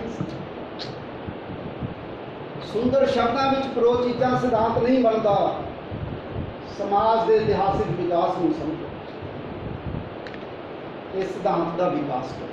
ਜੋ ਵੀ ਤੁਸੀਂ ਖੋਜ ਕਰਦੇ ਹੋ, ਸਮਾਜ ਦਾ ਹਿਸਟੋਰੀਕਲ ਡਿਵੈਲਪਮੈਂਟ ਕਿਵੇਂ ਹੋਈ ਆ, ਉਹਨੂੰ ਸਮਝ ਕੇ ਫੇਰ ਗੱਲ ਕਰੋ। ਸੁੰਦਰ ਸ਼ਬਦਾਂ ਵਿੱਚ ਕਰੋ ਚੀਜ਼ਾਂ, ਸਿਧਾਂਤ ਨਹੀਂ ਬਣਦਾ। ਸਮਾਜ ਦੇ ਇਤਿਹਾਸਿਕ ਵਿਕਾਸ ਨੂੰ ਸਮਝੋ ਤੇ ਸਿਧਾਂਤ ਦਾ ਵਿਕਾਸ ਕਰੋ। ਉਹ ਸ਼ਬਦ ਮੇਰੀਓ ਅਮਲੀ ਤਜਰਬੇ ਦਾ ਨਾਲ ਸਤਿਆਨਾਸ਼ ਕਰੋ। ਅਮਲ ਵਿੱਚੋਂ ਗਿਆਨ ਪੈਦਾ ਹੋਇਆ। ਭਗਤ ਸਿੰਘ ਨੇ ਵੀ ਕਿਹਾ ਸੀ, ਇਨਕਲਾਬ ਦੀ ਤਲਵਾਰ ਵਿਚਾਰਾਂ ਦੀ ਸਾਨ ਉੱਤੇ ਤਿੱਖੀ ਹੁੰਦੀ। ਇਹ ਅਸਲ ਵਿੱਚ ਜਿਹੜੀ ਖੋਜ ਹੈ, ਅਸੀਂ ਤੁਸੀਂ ਹਾਂ ਜਿਹੜੇ ਇਹ ਵਿਚਾਰਾਂ ਦਾ ਭੇੜ ਹੈ। ਖੋਜ ਹੈ ਜਿਹੜੀ, ਉਹ ਵਿਚਾਰਾਂ ਦਾ ਭੇੜ ਹੈ। ਜਦੋਂ ਪਹਿਲਾਂ ਜੋ ਹੋਇਆ ਹੈ, ਵਾਪਰ ਚੁੱਕਿਆ ਹੈ, ਉਹਦੀ ਪੜਚੋਲ ਹੈ ਜਿਹੜੀ, ਇਹ ਉਸ ਨੂੰ ਕਿੰਤੂ ਪ੍ਰੰਤੂ ਹੈ। ਉਹਦੇ ਵਿਚਾਰਾਂ ਨਾਲ ਸਾਡੇ ਵਿਚਾਰ ਨਹੀਂ ਮਿਲਦੇ। ਜਿਵੇਂ ਉਹ ਤਿਰੰਗਾ ਫਿਲਮ ਦੇ ਵਿੱਚ ਕਿਹਾ ਸੀ ਨਾ, ਡਾਕਟਰ ਗੁਪਤਾ ਨੂੰ ਬ੍ਰਿਗੇਡੀਅਰ ਸੁਰਿਆਦੇਵ ਸਿੰਘ ਨੇ, ਜਦੋਂ ਉਹਨੇ ਝੂਠੀ ਰਿਪੋਰਟ ਬਣਾਈ ਸੀ ਰੇਪ ਦੀ, ਤੁਸੀਂ ਸਾਰਿਆਂ ਨੇ ਫਿਲਮ ਦੇਖੀ ਹੋਣੀ। ਕਹਿੰਦਾ ਸੱਚ ਸੱਚ ਕਹਿ ਡਾਲੋ डॉक्टर गुप्ता, ये झूठी रिपोर्ट तुमने ही तैयार की थी, तुम तो भी जिंदा हो, हम तो मुर्दों से भी बुलवा लेते हैं। रिसर्चर जेड़ा यह जा होना चाहिए जो मुर्दों को बोलने लगा। मैनू पता कि रोजगार रूपी जी रिसर्च है, असी PhD का थीसिस सबमिट करना, नैट क्लीयर करना, UC का वो नौकरी लैनी है। कृष्ण चंद दी गल्लां पिछे ला के नौकरी नहीं गवानी। पर रोजगार रूपी रिसर्च ਤੇ ਰਿਸਰਚ 'ਚ ਬਹੁਤ ਬਾਬਾ ਨਾਨਕ ਦਾ ਵਿਚਾਰਾ ਪੈਰਾਂ 'ਤੇ ਹੀ ਘੁੰਮਦਾ ਰਿਹਾ, ਘਮੱਕੜ ਸਵਾਮੀ ਬਣੇ ਬਿਨਾਂ ਰਿਸਰਚ ਨਹੀਂ ਹੋ ਸਕਦੀ। ਮੈਨੂੰ ਤੁਸੀਂ ਇੱਕ ਗੱਲ ਦੱਸੋ, ਜਦੋਂ ਤੁਹਾਡੇ ਪੇਟ ਦੇ ਵਿੱਚ ਰੋਟੀ ਨਾ ਹੋਵੇ, ਤੁਹਾਨੂੰ ਭੁੱਖ ਲੱਗੀ ਹੋਵੇ, ਹੈ ਤੁਹਾਨੂੰ ਹੋਰ ਕੋਈ ਚੀਜ਼ ਚੰਗੀ ਲੱਗੇਗੀ? ਜਿਵੇਂ ਮਤਲਬ ਕਿ ਚੂਹੇ ਬੋਲ ਰਹੇ ਹੋਣ ਪੇਟ 'ਚ, ਇਸੇ ਚੀਜ਼ ਨੂੰ ਮਹਾਂਪੰਡਤ ਲਾਹੌਰ ਸੰਗਤ ਨੇ ਇਸ ਤਰ੍ਹਾਂ ਪੇਸ਼ ਕੀਤਾ, ਭੁੱਖੇ ਪੇਟ ਨਾ ਹੋਏ ਗੋਪਾਲਾ, ਭੁੱਖੇ ਪੇਟ ਨਾ ਹੋਏ ਗੋਪਾਲਾ, ਗਰੀਬੀ ਦੇਵੋ ਘਾਟ। ਭੁੱਖੇ ਪੇਟ ਤੇ ਰੱਬ ਦਾ ਨਾਮ ਹੀ ਨਹੀਂ ਲਿਆ ਜਾ ਸਕਦਾ। ਤੇ ਗਰੀਬ ਆਦਮੀ ਨੂੰ ਦੇਖ ਕੇ, ਕਮਜ਼ੋਰ ਆਦਮੀ ਨੂੰ ਦੇਖ ਕੇ ਬਿਮਾਰੀ ਦਾ ਮਨ ਵੀ ਲਲਚਾ ਜਾਂਦਾ ਹੈ ਕਿ ਯਾਰ ਇਹ ਮੇਰਾ ਟਾਰਗੇਟ। ਤੁਸੀਂ ਕਦੇ ਅਧਿਆਪਕ ਨੂੰ ਪ੍ਰਸ਼ਨ ਕਰਕੇ ਦੇਖਿਓ, madam I am not agree. ਇਹ ਕੈਨੇਡਾ ਵਰਗੇ ਕੰਟਰੀ 'ਚ ਕੋਈ ਸਟੂਡੈਂਟ ਕਹਿ ਸਕਦਾ mister David what are you teaching, this is all rubbish. 13 ਸਾਲ ਦਾ ਬੱਚਾ ਸੀ, ਉਹਦੇ ਪਿਓ ਨੇ ਮੈਨੂੰ ਦੱਸਿਆ, ਕਹਿੰਦਾ ਮੁੰਡੇ ਨਾਲ ਜ਼ਿਆਦਾ ਗੱਲ ਨਾ ਕਰੋ। ਮੈਂ ਉਹਨਾਂ ਦੇ ਘਰ ਗਿਆ ਵੀ ਇਹ ਬੜਾ ਉਲਟੀਆਂ ਸਿੱਧੀਆਂ ਗੱਲਾਂ ਬੋਲਦਾ। ਮੈਂ ਕੋਈ ਗੱਲ ਨਹੀਂ, ਕੀ ਵਰਤ ਤੂੰ? ਉਹਨੇ ਆਪਣੇ ਟੀਚਰ ਨੂੰ ਕਿਹਾ about the technological development and extension of poverty. ਕਹਿੰਦਾ mister David what are you teaching us, it is all rubbish. ਮੈਂ ਸੁਣ ਲਿਆ ਟੀਚਰ ਨੇ, ਹੋਰ ਕਹਿੰਦਾ ਵੀ I will think over, I have no answer at this moment. ਤੇ ਉਹਨੇ ਅਗਲੇ ਦਿਨ ਉਹਦੇ ਫਾਦਰ ਨੂੰ ਬੁਲਾ ਲਿਆ। ਉਹਦਾ ਫਾਦਰ ਦਾ ਮੈਨੂੰ ਪਤਾ ਪਹਿਲਾਂ ਹੀ ਡਰਿਆ ਹੋਇਆ ਸੀ, ਜਿਹਨੇ ਮੈਨੂੰ ਗੱਲ ਸੁਣਾਈ। ਉਹਨੂੰ ਟੀਚਰ ਕਹਿੰਦਾ ਮਿਸਟਰ ਡੇਵਿਡ ਕਹਿੰਦਾ ਉੱਥੇ ਨਾਂ ਹੀ ਲੈਂਦੇ ਨੇ। ਕੈਨੇਡਾ ਦੇ ਵਿੱਚ ਮੈਂ ਉਹਨੇ 10 ਮਹੀਨੇ ਰਹਿ ਕੇ ਆਇਆ। ਉਹ ਕਹਿੰਦਾ ਯੂ ਆਰ ਹਿਜ਼ ਫਾਦਰ, ਕਹਿੰਦਾ ਯੈਸ। ਉਹ ਡਰਿਆ ਹੋਇਆ, ਬਹੁਤ ਡਰਿਆ ਹੋਇਆ। ਹਾਂਜੀ। ਉਹ ਕਹਿੰਦਾ you are fortunate father, your son is a genius. He has raised that question which none of the person has raised till today. He says this exploitation will automatically extinct with the development of technology. But you are doing new in it. भाई जो ਅਸੀਂ ਪਹਿਲਾਂ ਹੀ ਹੈ ਲਿਖਿਆ ਹੋਇਆ ਉਹ ਤੋਂ ਅਸੀਂ ਸਿੱਖ ਸਕਦੇ ਹਾਂ, ਕਿਉਂਕਿ ਕਿਤਾਬਾਂ ਗਿਆਨ ਦਾ ਭੰਡਾਰ ਨੇ। ਪਰ ਜੇ ਅਸੀਂ ਉਸ ਨੂੰ ਕਾਪੀ ਕਰਨ ਲੱਗ ਜਾਈਏ हैं फिर तो मैनू कहना पड़ेगा ना, किताबों से किताबें लोग लेते हैं निकाल दी। देखो भैया कैसी कैसी करते कमाल, किताबों से किताबें लोग लेते हैं निकाल दी। देखो भैया कैसी कैसी करते कमाल दी। किताब से लेकर कंप्यूटर पे चढ़ाते हैं, किताब से लेकर कंप्यूटर पे चढ़ाते हैं। तो पहले नाल भी नहीं लिखना पड़ता। किताब से लेकर कंप्यूटर पे चढ़ाते हैं, पहले करे गलत फिर एडिट करवाते हैं। किताब से लेकर कंप्यूटर पे चढ़ाते हैं, पहले करे गलत फिर एडिट करवाते हैं, बीच बीच जाके करें गोलमाल जी। किताबों से किताबें लोग लेते हैं। सो दोस्तों, मेरी छोटियों बहनों, प्यारे वीरों, सानू ये जिहड़ी टेंडेंसी है जिहड़ी रिसर्च दे विच अज पैदा हो गई है, इस नूं क्रिटिकल जिहड़ी थिंकिंग है ਉਹਦੇ ਨਾਲ ਤਬਦੀਲ ਕਰੋ। ਇਹਦੀ ਕਿਉਂ ਲੋੜ ਹੈ ਤਬਦੀਲ ਕਰਨ ਦੀ? ਕਿਉਂ ਲੋੜ ਹੈ? ਕਿਉਂਕਿ ਸਾਡਾ ਸਮਾਜ ਹੈ ਜਿਹੜਾ ਬਹੁਤ ਬੇਰਹਿਮ ਸੰਕਟ ਦੇ ਵਿੱਚੋਂ ਗੁਜ਼ਰ ਰਿਹਾ ਹੈ। ਤੁਸੀਂ ਉਹਦਾ ਕਿਆਸ ਵੀ ਨਹੀਂ ਕਰ ਸਕਦੇ। ਇਸ ਨੇ ਅਸਰਅੰਦਾਜ਼ ਹੋਣਾ ਹੈ ਸਾਡੇ ਤੇ, ਕਿਉਂਕਿ ਹੁਣ ਅਸੀਂ ਹਿੰਦੂ, ਸਿੱਖ, ਮੁਸਲਮਾਨ, ਈਸਾਈ हैं, काले गोरे, उच्चे लंबे, होर कितनी कैटेगराइजेशन दे विच असीं वंडे गए हैं। हुण गन्ने की पोरी वाला स्वाद भी नहीं ये आउंदा, एक दूजे के प्रति कुड़त्तन ही पैदा होती है।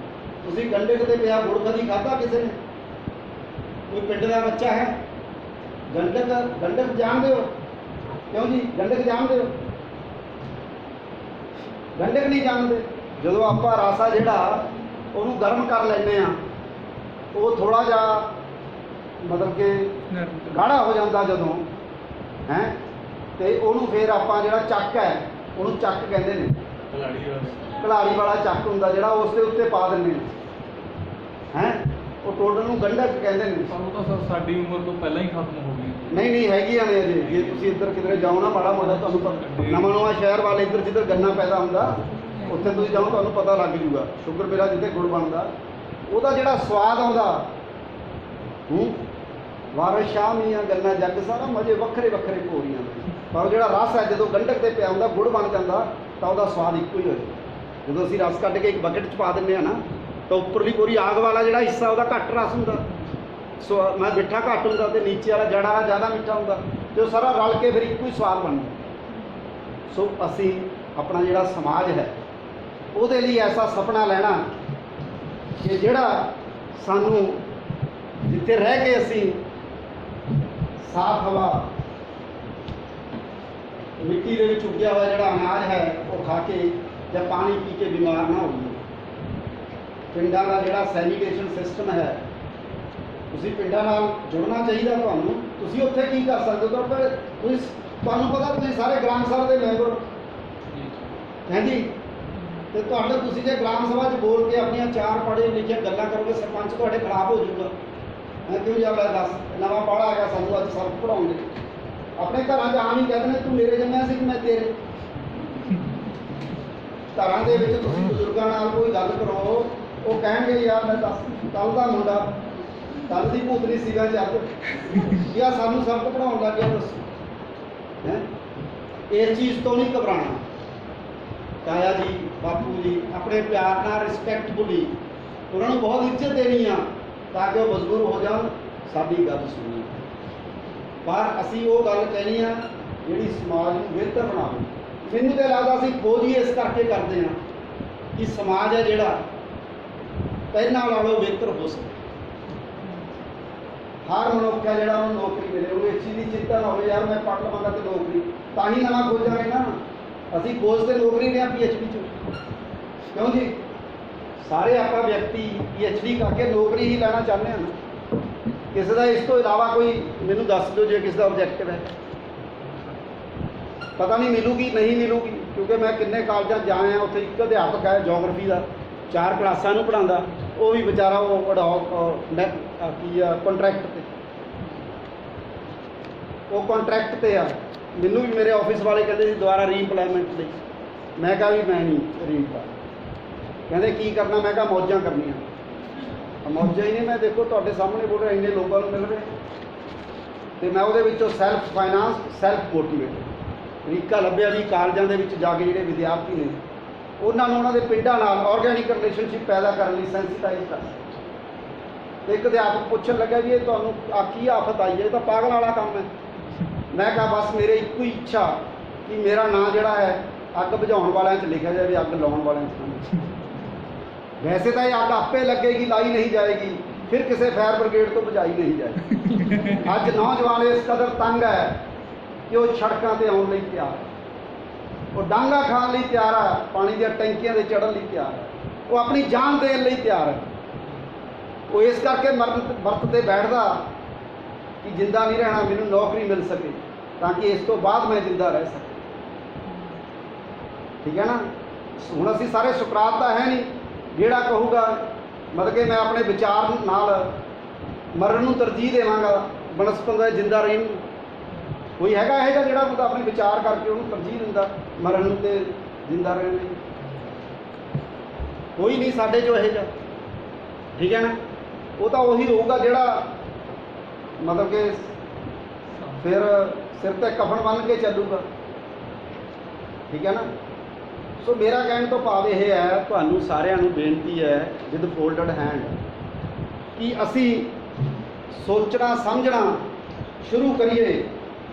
ਪ੍ਰੋਫੈਸਰ ਦੀਪਕ ਕੁਮਾਰ ਨੂੰ ਨਿਚਲੇ ਨਾ ਬੈਠਣ ਦਈਏ, ਇਹਨਾਂ ਦਾ ਦਰਵਾਜ਼ਾ ਹਰ ਵਕਤ ਖੜਕਦਾ ਰਹਿਣਾ ਚਾਹੀਦਾ। ਪ੍ਰੋਫੈਸਰ ਸਾਹਿਬ ਕੋਈ ਤਾਏ ਸੀ ਬਾਬ ਜੀ, ਉਹ ਗੱਲ ਕਹਿ ਕੇ ਗਏ ਸੀ ਕਿ ਕ੍ਰਿਟੀਕਲੀ ਥਿੰਕ ਕਰਨਾ ਚਾਹੀਦਾ। ਜ਼ਰੂਰੀ ਨਹੀਂ ਪ੍ਰੋਫੈਸਰ ਹਮੇਸ਼ਾ ਹੀ ਠੀਕ ਹੋਵੇ, ਉਹ ਵੀ ਗਲਤ ਹੋ ਸਕਦਾ, ਉਹਦੀ ਨੌਲੇਜ ਵੀ ਲਿਮਿਟਡ ਹੋ ਸਕਦੀ ਹੈ ਪਰ ਕਿਉਂਕਿ ਮੋਹਰ ਉਹਨਾਂ ਦੀ ਲੱਗੀ ਹੁੰਦੀ ਹੈ ਉੱਥੇ ਡਿਗਰੀ ਦੇ ਵਿੱਚ, ਸਰਟੀਫਿਕੇਟ ਦੇ ਨਾਲ NOC ਇਸ ਕਰਕੇ ਨਹੀਂ, ਇਸ ਕਰਕੇ ਕਿ ਅਧਿਆਪਕ ਜਿਹੜਾ ਹੈ ਜੋ ਉਹਦੇ ਕੋਲੇ ਗਿਆਨ ਦਾ ਭੰਡਾਰ ਹੈ ਉਹ ਤੁਹਾਡੇ ਨਾਲ ਸਾਂਝਾ ਕਰ ਸਕੇ, ਤੁਹਾਨੂੰ ਸੋਚਣ ਸਮਝਣ ਲਾ ਸਕੇ। ਕਿ ਰਿਸਰਚਰ ਨਹੀਂ ਸੋਚੂਗਾ ਯਾਰ ਮੈਨੂੰ ਦੱਸੋ ਸੋਚੂਗਾ ਕੌਣ? ਜੇ ਰਿਸਰਚਰ ਨਹੀਂ ਸੋਚੂਗਾ ਮੈਂ ਸੋਚੂਗਾ ਕੌਣ? ਮੈਂ ਤੁਹਾਨੂੰ ਦੱਸ ਰਿਹਾ ਸੀ ਸੁੰਦਰ ਸ਼ਬਦਾਂ ਵਿੱਚ ਪ੍ਰੋਚੀਚਾ ਸਿਧਾਂਤ ਨਹੀਂ ਬਣਦਾ। ਸਮਾਜ ਦੇ ਇਤਿਹਾਸਿਕ ਵਿਕਾਸ ਨੂੰ ਸਮਝੋ ਤੇ ਸਿਧਾਂਤ ਦਾ ਵਿਕਾਸ ਕਰੋ। ਤੁਸੀਂ ਜਿਹੜੀ ਥਿਊਰੀਆਂ ਘੜਦੇ ਹੋ ਨਾ, ਫਾਰਮੂਲੇ ਘੜਦੇ ਹੋ, ਦੂਸਰਿਆਂ ਨੂੰ ਕੁਐਸਚਨ ਕਰਦੇ ਹੋ, ਅਮਲ ਵਿੱਚ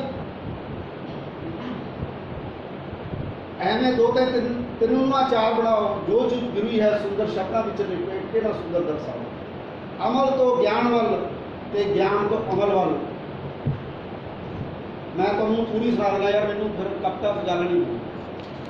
ਉਹ ਬੁੱਧੀ ਦੱਸੋ, ਮਹਾਂਪੰਡਿਤ ਰਾਜ ਸ਼ੰਕਰ ਤੈਨ ਨੇ ਦਿਮਾਗੀ ਗੁਲਾਮੀ ਕਿਤਾਬ ਲਿਖੀ, ਉਹਦੇ ਵਿੱਚ ਉਹਨਾਂ ਨੇ ਬੁੱਧੀ ਦਾਸ ਕਿਹਾ ਜਿਹੜੇ ਇੰਟਲੈਕਚੁਅਲ ਨੇ ਨਾ ਹੈ ਪ੍ਰੋਫੈਸਰ ਨੇ, ਜਿਹੜੇ ਉਹਨਾਂ ਦੇ ਵਿੱਚੋਂ 80% ਕਨਫੈਸਰ ਨੇ। They are not fit for professorship. ਕਿਉਂ? ਕਿਉਂਕਿ ਉਹਨਾਂ ਦੀ ਕ੍ਰਿਟੀਕਲ ਥਿੰਕਿੰਗ ਨਹੀਂ ਹੈ, ਜੋ ਚਲੰਤ ਹੈ। ਫਿਰ ਦੀ ਪ੍ਰੋਬਲਮ ਕਾਹਦੀ ਹੈ? ਜੇ ਚਲੰਤ ਦੇ ਵਿੱਚ ਚੱਲੀ ਜਾਣਾ, ਗੱਲ ਤਾਂ ਵੀ ਕਰੰਟ ਦੇ ਉਲਟ ਚੱਲਣ ਦੀ ਗੱਲ ਹੈ।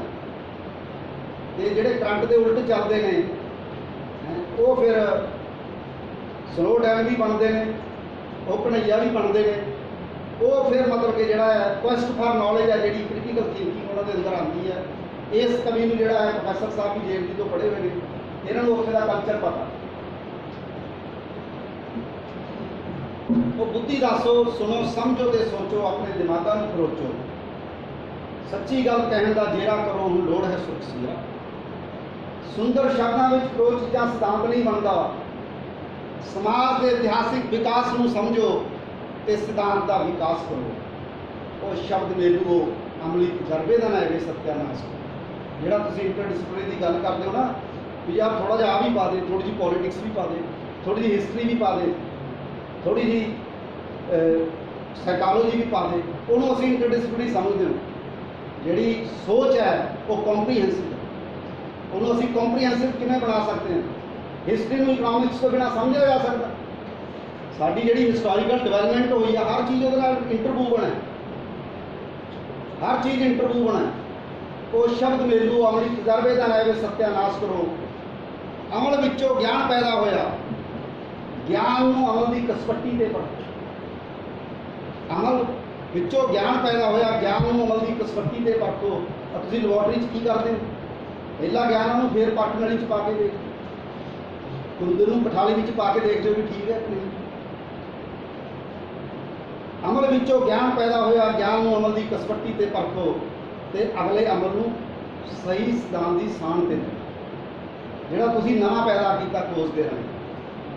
ਐਵੇਂ ਦੋ ਤੇ ਤਿੰਨ ਨੂੰ ਨਾ ਚਾਰ ਬਣਾਓ। ਜੋ ਚੀਜ਼ ਬੁਰੀ ਹੈ ਸੁੰਦਰ ਸ਼ਬਦਾਂ ਵਿੱਚ ਲਪੇਟ ਕੇ ਨਾ ਸੁੰਦਰ ਦਰਸਾਓ। ਜੇ ਫਿਰਕਾ ਪ੍ਰਸਤੀ ਬੁਰੀ ਹੈ ਤਾਂ ਉਹਨੂੰ ਬੁਰੀ ਕਹੋ, ਕਿਸੇ ਨੂੰ ਬਚਾਉਣ ਲਈ, ਕਿਸੇ ਨੂੰ ਕਰਨ ਲਈ ਨਹੀਂ।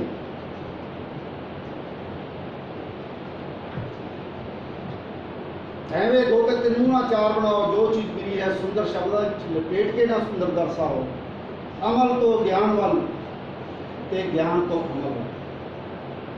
ਅਮਲ ਤੋਂ ਗਿਆਨ ਵੱਲ ਤੇ ਗਿਆਨ ਤੋਂ ਅਮਲ ਵੱਲ। ਇਹੀ ਪ੍ਰੋਸੈਸ ਹੈ ਨੌਲੇਜ। ਐਪਿਸਟੋਮੋਲੋਜੀ ਆਫ ਨੌਲੇਜ ਇਹੀ ਹੈ। ਵਧਣ ਦਾ ਉਪਰਾਲਾ ਕਰੋ।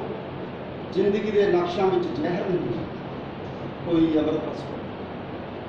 ਉਹ ਬੁੱਧੀ ਦੱਸੋ, ਸੁਣੋ, ਸਮਝੋ ਤੇ ਸੋਚੋ, ਆਪਣੇ ਦਿਮਾਗਾਂ ਨੂੰ ਖਰੋਚੋ। ਸੱਚੀ ਗੱਲ ਕਹਿਣ ਦਾ ਜੇਰਾ ਕਰੋ, ਉਹ ਲੋੜ ਹੈ ਸੁਖ ਸਵੇਰਾ ਕਰੋ। ਜ਼ਿੰਦਗੀ ਦੇ ਨਕਸ਼ਾਂ ਵਿੱਚ ਜ਼ਹਿਰ ਨਹੀਂ, ਕੋਈ ਅਮਲ ਪਸੋ। ਤੁਸੀਂ ਇਹੀ ਕਰਨਾ ਚਾਹੁੰਦੇ ਹੋ ਨਾ ਕਿ ਜ਼ਿੰਦਗੀ ਜਿਹੜੀ ਹੈ ਰੰਗੀਨ ਹੋ ਜਾਏ, ਹੈ ਨਾ, ਜਾਂ ਜ਼ਿੰਦਗੀ ਹੈ ਜਿਹੜੀ ਮਜ਼ੇਦਾਰ ਹੋ ਜਾਏ, ਰੋਟੀ ਜਿਹੜੀ ਹੈ ਫੁੱਲੀ ਹੋਈ ਹੋਵੇ ਤੇ ਜਦੋਂ ਤੁਹਾਡੀ ਥਾਲੀ 'ਚ ਆਵੇ ਤੁਹਾਨੂੰ ਬੜਾ ਮਜ਼ਾ ਲੱਗੇ, ਮੰਮੀ ਵਾਹ ਮੰਮੀ ਵਾਹ। ਪਰ ਤੁਹਾਨੂੰ ਪਤਾ ਨਹੀਂ ਮੰਮੀ ਨੇ ਜਿਹੜੇ ਫੁੱਲ ਸਾੜੇ ਨੇ ਆਪਣੇ, ਉਹਦੇ ਬਾਰੇ ਨਹੀਂ ਤੁਹਾਨੂੰ ਗਿਆਨ। ਤੇ ਜੇ ਤੁਸੀਂ ਖੋਜ ਕਰਨੀ ਹੈ ਤਾਂ ਤੁਹਾਨੂੰ ਆਪਣੇ ਫੁੱਲ ਵੀ ਸਾੜਨੇ ਪੈਣੇ, ਆਪਣੇ ਦਿਮਾਗ ਤੇ ਬੋਝ ਪੈਣਾ ਹੈ, ਤੁਹਾਨੂੰ ਨੀਂਦ ਆਉਣੀ ਬੰਦ ਹੋ ਜਾਏ। ਐਸਾ ਪ੍ਰੋਸੈਸ ਤੁਸੀਂ ਆਪਣੇ ਅੰਦਰ ਚਿੰਤਨ ਦਾ ਜਿਹੜਾ ਘੋਲ ਹੈ ਪੈਦਾ ਕਰੋ। Struggle with your own self, struggle with your teacher for ideas. जाके डांग नहीं चकनी हैगी आइडियाज कि सर मैनू ये गल नहीं समझ आई, मैनू सर दस दो मैं कदों आवां, तुसीं मैनू टाइम दसो हैं। पता हूँ तो मैं बिजी तू 4 बजे हैं, तो 4 बजे तुसीं जाने हो, टीचर फिर भी 10 मिनट यार बाहर इंतजार कर। सो और तुम छो, इंतजार करो, बहुत इंतजार कर लिया, हूँ इंतजार दी घड़ियाँ खत्म होने वाली नहीं, क्योंकि समाज इन्नी तरक्की वाल जा रहा जिथे हम असी मनुख नहीं बन रहे। असी जिहड़ा है पता नहीं की बनी जाने, मैनू तो यार समझ नहीं आती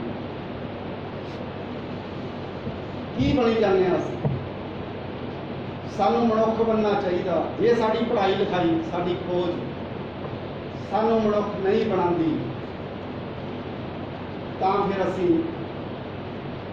जिउंदे या मरे कोई फर्क नहीं पैंदा। एक नावल है भगत सिंह ने अपनी जेल डायरी उसके नोट किया है, a person may have lived one day but he will live till this universe will be there. A person has lived for 100 years, may have not lived one day. सानू जिहड़ा है अपने अंदर एक इहो जिहा क्वेस्ट पैदा करना है, अही जी तृष्णा पैदा करनी है। क्वेस्ट का मतलब तृष्णा, तृष्णा साडी क्रिटिकल होनी चाहिए, जिथे असी जिहड़ा गवार तो गवार आदमी है, जिवें मैं तुहानूं कहा सी बोले बिन तोले बिन कैसो कर जानी है, हुई तो गुआर तो बोल तो गुआर आदमी भी है जिहड़ा अनपढ़ है, ਉਹਨੂੰ ਅਸੀਂ ਉਹੀ समझते हैं, उस तो भी सीख सकीए। जे साडे विच सिੱਖਣ वाला गुण है ਤਾਂ ਅਸੀਂ सीख सकते हैं, नहीं तो नहीं। ਤੁਸੀਂ ਸਾਰੇ डेटे ते काम करते हो क्यों जी? मैं ਤੁਹਾਨੂੰ ਇਹ ਗੱਲ ਪੁੱਛਣੀ ਚਾਹਨਾ, ਤੁਸੀਂ डेटा कलैक्शन बारे गल करते हो, क्वेश्चनेयर बनाते हो। ਹੁਣ ਮੈਨੂੰ ਇੱਕ ਭਾਈ ਸਾਹਿਬ कह रहे थे PhD करते हैं ट्रेनिंग उत्ते, कहता जी मैं क्वेश्चनेयर बनाना हूँ। उन्होंने पूछा भी, मैं कहा जो मर्जी आ जाओ कोई गल नहीं, मेरा फोन है, जिन्हों क्वेस्ट होगी तो आएंगे, जे वो चाहते हैं मतलब कि भी बनया बनाया मिल जाए, फिर मेरी मतलब कि जी माड़ी मोटी जानकारी उस तो वांझे रह जाए। तो तुसी दसो भाई साहब, तुसी दसो फील्ड वर्क किया कदे हैं? प्रोजेक्ट ਦੇ ਵਿੱਚ ਥੋੜਾ ਬਹੁਤ ਕੀਤਾ ਨਾ। सब तो ਤੁਹਾਡਾ ਜਿਹੜਾ ਕੁਐਸਚਨਰ ਆ ਵਧੀਆ ਕਾਊਂਟਰ ਹੁੰਦਾ, ਜਿਹੜਾ ਤੁਸੀਂ ਡੇਟਾ ਕਲੈਕਟ ਕਰਦੇ ਹੋ ਫੀਲਡ ਵਰਕ ਦੇ ਵਿੱਚ, ਸਭ ਤੋਂ ਸਹੀ ਜਵਾਬ ਕੌਣ ਦਿੰਦਾ ਮੈਨੂੰ ਹੈ? ਯਾਰ ਸਹੀ ਜਵਾਬ ਤੁਸੀਂ ਪੁੱਛ ਰਹੇ ਹੋ ਕਿਸੇ ਨੂੰ, ਸਵਾਲ ਕਰ ਰਹੇ ਹੋ, ਸਭ ਤੋਂ ਠੀਕ ਜਵਾਬ ਕੌਣ ਦੇਗਾ ਤੁਹਾਡਾ? ਜਿਹੜਾ ਸੱਚਾ ਹੋਊਗਾ, ਜਿਹੜਾ ਮਤਲਬ ਕਿ ਜਿਹੜਾ ਸੱਚ ਦਾ ਤੁਸੀਂ ਕਿਵੇਂ ਪਰਖ, ਤੁਹਾਡੇ ਕੋਲੇ ਕਿਹੜੀ ਪਰਖ ਵਾਲੀ ਆ ਸੱਚ ਜਾਣਨ ਦੀ, ਜੋ ਬੰਦਾ ਸੱਚਾ? ਮਤਲਬ ਕਿ ਇਕੱਲੇ ਨਾਲ ਉਹਦਾ ਅਬਜ਼ਰਵ ਵੀ ਕਰਨਾ ਪਊਗਾ, ਸੱਚ ਬੋਲਣਾ ਵੀ, ਕ੍ਰੋਸ ਚੈੱਕ ਵੀ ਹੋਊਗਾ ਕੁਐਸਚਨ ਦੇ ਵਿੱਚ ਹੀ। ਕਿਵੇਂ ਕਰੋ? ਕ੍ਰੋਸ ਚੈੱਕ ਬੰਦੇ ਦਾ ਇੱਕ ਵਾਰੀ ਤੁਸੀਂ ਮਿਲ ਲਿਓ, ਉਹਨੇ ਪਰਸੈਪਸ਼ਨ ਦਿੱਤਾ ਆਪਣਾ ਹੈ, ਤੇ ਤੁਸੀਂ ਆ ਕੇ ਆਪਣੇ ਬਸ ਤੇ ਕੁਐਸਚਨਰ ਪਾ ਦਿਓ। ਪਰ ਜੇ ਆਪਾਂ ਕੋਈ ਕਿਸੇ ਕੰਡੀਸ਼ਨ ਦੇ ਉੱਪਰ ਗੱਲ ਕਰ ਰਹੇ ਆਪਾਂ ਤਾਂ ਉਹਦੇ ਨਾਲ ਆਪਾਂ ਅਬਜ਼ਰਵ ਵੀ ਕਰਾਂਗੇ ਕਿ ਹਾਂ ਬਾਕੀ ਦੇਖੋ ਸਾਡੇ ਜਿਹੜੇ ਸੋਸ਼ਲ ਸਾਇੰਟਿਸਟ ਨੇ ਬੈਠ ਕੇ, ਉਹਨਾਂ ਦੀ ਇੱਕ ਗਲਤ ਫਹਿਮੀ ਹੈ ਕਿ ਜਿਹੜਾ ਬੰਦਾ ਪੜ੍ਹਿਆ ਲਿਖਿਆ ਉਹ ਬੰਦਾ ਸਾਡੇ ਸਵਾਲ ਦਾ ਜਵਾਬ ਦੇ ਸਕਦਾ, ਪਰ ਮੈਂ ਇਸ ਗੱਲ ਨੂੰ ਠੀਕ ਨਹੀਂ ਮੰਨਦਾ। ਸਾਡੇ ਸਵਾਲ ਦਾ ਇੱਕ ਤਾਂ ਅਸੀਂ ਸਵਾਲ ਕਿਵੇਂ ਪੁੱਟ ਕਰਦੇ ਹਾਂ, ਕਿਉਂਕਿ ਇੰਪੀਰੀਅਲ ਰਿਸਰਚ ਬਹੁਤੀ ਮਿਸਲੀਡਿੰਗ ਵੀ ਹੁੰਦੀ ਹੈ, ਜਿਹੜੀ ਤੇ ਅੱਜ ਕੱਲ੍ਹ ਜ਼ਿਆਦਾ ਜੋਰਾ ਕੰਮ ਬੜਾ ਸੌਖਾ, 300 ਕੁਐਸਚਨ ਭਰਾਓ, ਕੁਐਸਚਨ ਫੀਡ ਕਰੋ, ਉਹਦੇ ਵਿੱਚ ਟੇਬਲ ਬਣ ਜਾਏ, ਟੇਬਲ ਨੂੰ ਟਿਪਾਈਟ ਕਰੋ, ਗੱਲ ਖਤਮ, ਮਾਮਲਾ ਠੀਕ ਹੈ ਨਾ। ਰਿਵਿਊ ਆਫ ਲਿਟਰੇਚਰ ਤੁਸੀਂ ਕੀਤੀ ਹੁੰਦਾ, ਪਹਿਲੇ ਹੀ ਕਿਸੇ ਨੇ ਕੀਤਾ ਹੁੰਦਾ है, ਉਹਨਾਂ ਤੋਂ ਲੈ ਕੇ किताबों से किताबें लोग लेते हैं, किताब में तो रुपये दसता वो सारी लिस्ट तो दे देते हैं, उत्थे वो रैफरेंस दे देते हैं। सब तो सही आंसर कौन दिंदा है जी? Uneducated person. ਉਹਨੂੰ ਕੀ ਕਹਿੰਦੇ ਨੇ? ਅਨਐਜੂਕੇਟਡ ਪਰਸਨ ਨੂੰ ਕੀ ਕਹਿੰਦੇ ਨੇ? ਗਵਾਰ ਹੈ? ਗਵਾਰ ਨਹੀਂ, ਤੁਸੀਂ ਰੋਜ਼ ਫੋਕ ਸਿੰਗਿੰਗ ਸੁਣਦੇ ਹੋ ਨਾ ਹੈ? ਮੱਝੀਆਂ ਚਰਾਈਆਂ ਹੀ ਲੈ ਕੇ ਨੇ ਕਿਹੜੇ, ਤੁਸੀਂ ਗਾ ਕੇ ਬੜੇ ਖੁਸ਼ ਹੁੰਦੇ ਹੋ ਨਾ ਹੈ? ਐਵੇਂ ਲੱਗ ਗਏ ਨੈਣ ਵੇੜੇ ਹੈ ਨਾ, मैंने आप नहीं लाइया गई आपके अखा मत भाई एक पासे तू दूजे पासे सारा वो फोक है फोक जिन्हें कितों नहीं कुछ सीखा समाज के रहने अपने तजर्बे के हासिल किया है। मेरी माँ कुकिंग स्कूल च नहीं सी पढ़ी वो थोड़िया जिन्नियां कुड़ियां बैठियां ने उन्होंने कितने बेहतर खाना बना सकती वो फोक है फोक फोक बंदा जिहदे विच कोई लग लवेड़ नहीं है वो सब तो सही आंसर करता है। मैं तुहाडे अंदर ये चीज़ पैदा करनी चाहना पहली मैं दस चुकिया प्रोफैसर को दस दिओ ਤੁਹਾਡੇ ਗਿਆਨ ਦੀ ਪੂਰੀ नहीं काट करती ਇਹਨਾਂ ਕੀੜਾਂ ਦੀਆਂ ਹੋਰ ਦਵਾਈਆਂ उस दवाई ਨੂੰ ਲੱਭੋ उस ਗਿੱਦੜ ਸਿੰਘੀ ਨੂੰ ਲੱਭੋ ਜਿਹੜਾ ਸਾਨੂੰ ਇੱਕ ਨਵਾਂ ਸਮਾਜ ਸਿਰਜਣ ਦੇ ਵਿੱਚ ਮਦਦ ਕਰ ਸਕੇ।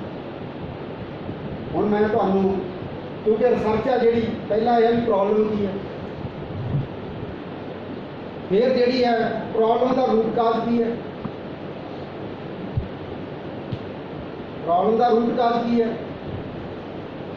तो उस तो बाद जोड़ा है ये प्रॉब्लम का रूट काज असीं समझना एनालिसिस कर लिया फिर उन्हें दूर करने का प्रॉब्लम को खत्म करने का रस्ता की है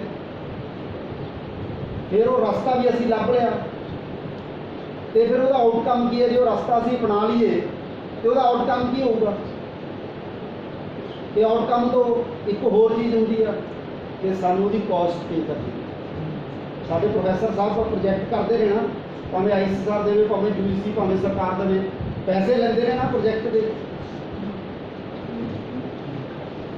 प्रोजैक्ट लिए पैसे चाहिए ने ना कॉस्ट हर प्रोजैक्ट की कॉस्ट है।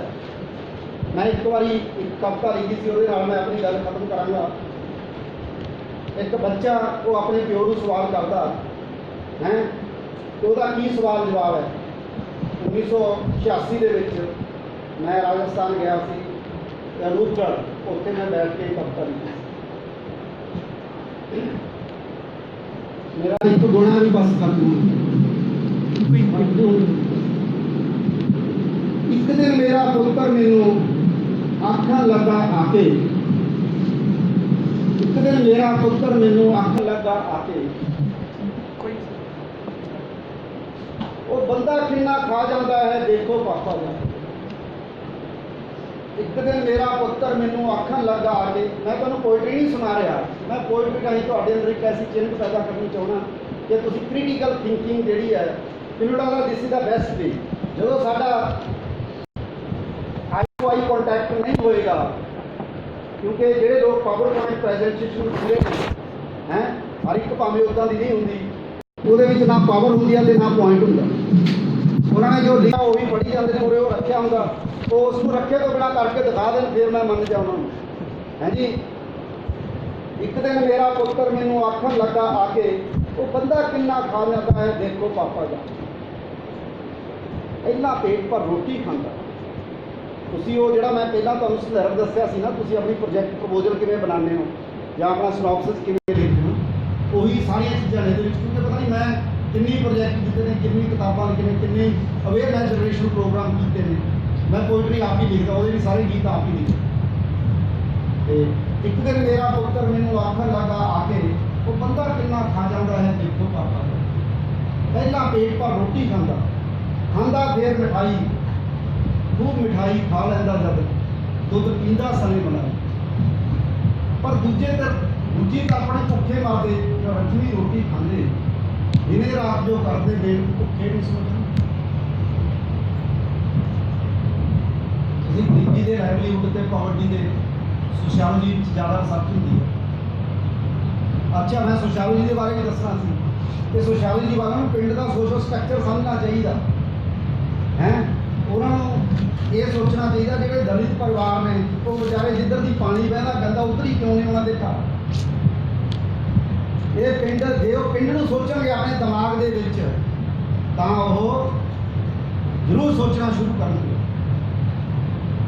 रजमी रोटी खाते दिने रात जो करते देने भुखे ने सोते की इस है भूमि पापा की इस बाजार रगड़ा झगड़ा इस की है किसकी निशान नाल पूरे विस्तार दे पापा ये गल सारी दसो ना टालो बच्चों वाली कह के ना तुसी इस ते ਪਾਪਾ ਜੀ ਤੁਸੀਂ ਦੱਸੋ ਜਲਦੀ, ਅੱਜ ਮੈਂ ਪੁੱਛ ਕੇ ਛੱਡਣਾ, ਇਸ ਵਿੱਚ ਹੈ ਜੇ ਕੋਈ ਬੁਝਾਰਤ ਉਸਦਾ ਫਰਸਾ ਬੱਚਾ। ਜਲਦੀ ਨਾ ਕਰ ਬਹੁਤੀ ਬੱਚੇ, ਹਰ ਇੱਕ ਗੱਲ ਸਮਝਾਵਾਂ, ਇੱਕ ਇੱਕ ਕੜੀ ਖੋਲ ਕੇ ਤੈਨੂੰ ਸਾਰੀ ਆਪ ਸੁਣਾ। ਦੋ ਘੜਿਆਂ ਵਿੱਚ ਦੁਨੀਆ ਵੰਡੀ, ਇੱਕ ਛੋਟਾ ਇੱਕ ਮੋਟਾ, ਉੱਪਰੋਂ ਬੜਾ ਜੋ ਚੰਗਾ ਲੱਗਦਾ, ਅੰਦਰੋਂ ਹੈ ਉਹ ਕੋਸਾ। ਅਸੀਂ ਤਾਰੀਫ ਹੀ ਪਸੰਦ ਕਰਦੇ ਹਾਂ ਨਾ, ਜੇ ਤਾਰੀਫ ਕੋਈ ਕਰੀ ਜਾਵੇ ਕੋਈ ਹੈ ਨਾ, ਜਦੋਂ ਕਹਿੰਦੇ ਯਾਰ ਬੰਦਾ ਵੈਸੇ ਕੋਈ ਠੀਕ ਨਹੀਂ, ਉਹਦੇ ਗੱਲ ਪੈ ਜਾਂਦੇ ਤੂੰ ਯਾਰ ਇੱਕ ਵੀ ਕਹਿੰਦਾ ਠੀਕ ਨਹੀਂ। ਦੋ ਧੜਿਆਂ ਵਿੱਚ ਦੁਨੀਆ ਵੰਡੀ, ਇੱਕ ਛੋਟਾ ਇੱਕ ਮੋਟਾ, ਉੱਪਰੋਂ ਬੜਾ ਜੋ ਚੰਗਾ ਲੱਗਦਾ, ਅੰਦਰੋਂ ਹੈ ਖੋਟਾ। ਮੋਟਾ ਜਿਹੜਾ ਕੰਮ ਨਹੀਂ ਕਰਦਾ, ਉਹ ਸਭ ਕੁਝ ਖਾ ਜਾਂਦਾ, ਦਿਨੇ ਰਾਤ ਜੋ ਕਰੇ ਕਮਾਈ, ਭੁੱਖਾ ਹੈ ਸੋ ਜਾਂਦਾ। ਨਾ ਕੁੰਡੀ ਨਾ ਬੜੀ ਬਜ਼ਾਰਤ, ਗੱਲ ਬੜੀ ਹੈ ਸੌਖੀ, ਤੇਰੇ ਵਰਗੇ ਬੱਚਿਆਂ ਲਈ ਵੀ ਨਹੀਂ ਸਮਝਣੀ। ਮੋਟੇ ਦੇ ਹੱਥ ਵਿੱਚ ਨੇ ਸਾਧਨ, ਜੋ ਸਭ ਕੁਝ ਨੇ ਉਪਜਾਉਂਦੇ, ਬਿਨਾਂ ਸਾਧਨਾਂ ਵਾਲਿਆਂ ਦੀ ਉਹ ਮਿਹਨਤ ਲੁੱਟਣ ਜਾਂਦੇ। ਸਤ ਬੰਧੂ ਮੋਟਾ ਸਾਧਨਾਂ ਉੱਤੇ ਬੈਠਾ ਕੁੰਡਲੀ ਮਾਰੀ, ਬਿਨਾਂ ਸਾਧਨੋਂ ਸਾਧਨਾਂ ਵਾਲਾ, ਬਿਨਾਂ ਸਾਧਨੋਂ ਸਾਧਨਾਂ ਵਾਲਾ, ਇਹ ਕੁੰਡੀ ਹੈ ਸਾਰੀ, ਇਸ ਕੁੰਡੀ ਨੂੰ ਖੋਲ੍ਹਣ ਦੇ ਲਈ, ਇਸ ਕੁੰਡੀ ਨੂੰ ਖੋਲ੍ਹਣ ਦੇ ਲਈ ਪੁੱਤ ਕਰਨੀ ਪਊ ਲੜਾਈ, ਛੋਟੇ ਤਕੜੇ ਕਰਨ ਲਈ ਇਕੱਠੀ ਕਰਨੀ ਪਊ ਲੜਾਈ। ਛੋਟੇ ਇਕੱਠੇ ਕਰਨ ਲਈ ਪਾਪਾ ਹੈ ਕੀ ਕਰਨਾ ਪੈਣਾ, ਜਿਸ ਨਾਲ ਛੋਟੇ ਮੋਟੇ ਵਾਲਾ ਫਰਕ ਨਾ ਇੱਥੇ ਰਹਿਣਾ। ਤੁਸੀਂ ਇੱਕ ਸਮਤਾ ਵਾਲਾ ਸਮਾਜ ਹੀ ਬਣਾਉਣਾ ਚਾਹੁੰਦੇ ਹੋ ਨਾ, ਸਮਾਜਿਕ ਸਮਤਾ ਵਾਲਾ, ਇਸ ਤਰ੍ਹਾਂ ਕਹਿ ਲਓ। ਛੋਟੇ ਮੋਟੇ ਦੇ ਅੰਤਰ ਵਾਲਾ ਇਹ ਪੁੱਤ ਵੱਢਣਾ ਫਸਦਾ ਹੈ, ਉਸ ਦੇ ਲਈ ਅਪਣਾਉਣਾ ਪੈਣਾ ਸ਼ਹੀਦ ਭਗਤ ਸਿੰਘ ਦਾ ਰਸਤਾ। ਵੀ ਤੁਸੀਂ ਜੇ ਰਿਕਮੈਂਡ ਕਰ ਸਕਦੇ ਹੋ ਗੌਰਮੈਂਟ ਨੂੰ ਪਾਲਿਸੀ, ਤੇ ਮੈਂ ਨਹੀਂ ਕਰ ਸਕਦਾ? ਕਰ ਸਕਦਾ ਨਾ, ਤੇ ਤੁਹਾਨੂੰ ਮੈਂ ਰਿਕਮੈਂਡੇਸ਼ਨ ਦੇ ਰਿਹਾ। ਛੋਟੇ ਮੋਟੇ ਦੇ ਅੰਤਰ ਵਾਲਾ ਜੇ ਪੁੱਤ ਵੱਢਣਾ ਫਸਦਾ, ਉਸ ਦੇ ਲਈ ਅਪਣਾਉਣਾ ਪੈਣਾ ਸ਼ਹੀਦ ਭਗਤ ਸਿੰਘ ਦਾ ਰਸਤਾ। ਸ਼ਹੀਦ ਭਗਤ ਸਿੰਘ ਦੇ ਰਸਤੇ ਤੇ ਚੱਲ ਇਨਕਲਾਬ ਹੈ ਲਿਆਉਣਾ, ਉਸਨੇ ਸੁਣ ਲਿਆ ਸਭ ਨੂੰ ਬੱਚੇ ਪੱਧਰ ਇੱਕ ਬਣਾਉਣਾ। ਉਸ ਵਿੱਚ ਨਾ ਕੋਈ ਰਹਿਣਾ ਛੋਟਾ, ਨਾ ਕੋਈ ਮੋਟਾ ਹੋ, ਨਾ ਕੋਈ ਬਹੁਤਾ ਖਾਓ ਉੱਥੇ, ਨਾ ਕੋਈ ਬਸ। ਉਸ ਸਮਾਜ ਦੇ ਅੰਦਰ ਬੱਚੇ ਨਾ ਕੋਈ ਹੋ ਭੁੱਖ ਕੰਗਾਲੀ, ਸਭ ਦੇ ਲਈ ਸਾਂਝੀ ਜਿੱਦ ਹੋ ਖੁਸ਼ੀਆਂ। ਉਸ ਵਿੱਚ ਸਭ ਕਰਨਗੇ ਮਿਹਨਤ, ਹੱਸਣਗੇ ਵੀ ਸਾਰੇ, ਇੰਨੀ ਕੁੰਡੀ ਹੈ ਬਸ ਬੱਚੇ ਇਹੀ ਕੁ ਕਰ। ਪਰ ਜੇਕਰ ਇਸ ਤੇ ਚੱਲਣਾ ਪਾਪਾ ਹੈਗਾ ਬੜਾ ਜ਼ਰੂਰੀ, ਪਰ ਜੇਕਰ ਇਸ ਤੇ ਚੱਲਣਾ ਪਾਪਾ ਹੈਗਾ ਬੜਾ ਜ਼ਰੂਰੀ, ਕਿਸ ਚੀਜ਼ ਦੀ ਹਿਚਕਚਾਹਟ ਹੈ, ਕਿਸ ਗੱਲ ਦੀ ਮਜ਼ਬੂਰੀ? ਜੇਕਰ ਇਸ ਤੇ ਚੱਲਣਾ ਪਾਪਾ ਹੈਗਾ ਬੜਾ ਜ਼ਰੂਰੀ, ਕਿਸ ਚੀਜ਼ ਦੀ ਹਿਚਕਚਾਹਟ ਹੈ, ਕਿਸ ਗੱਲ ਦੀ ਮਜਬੂਰੀ?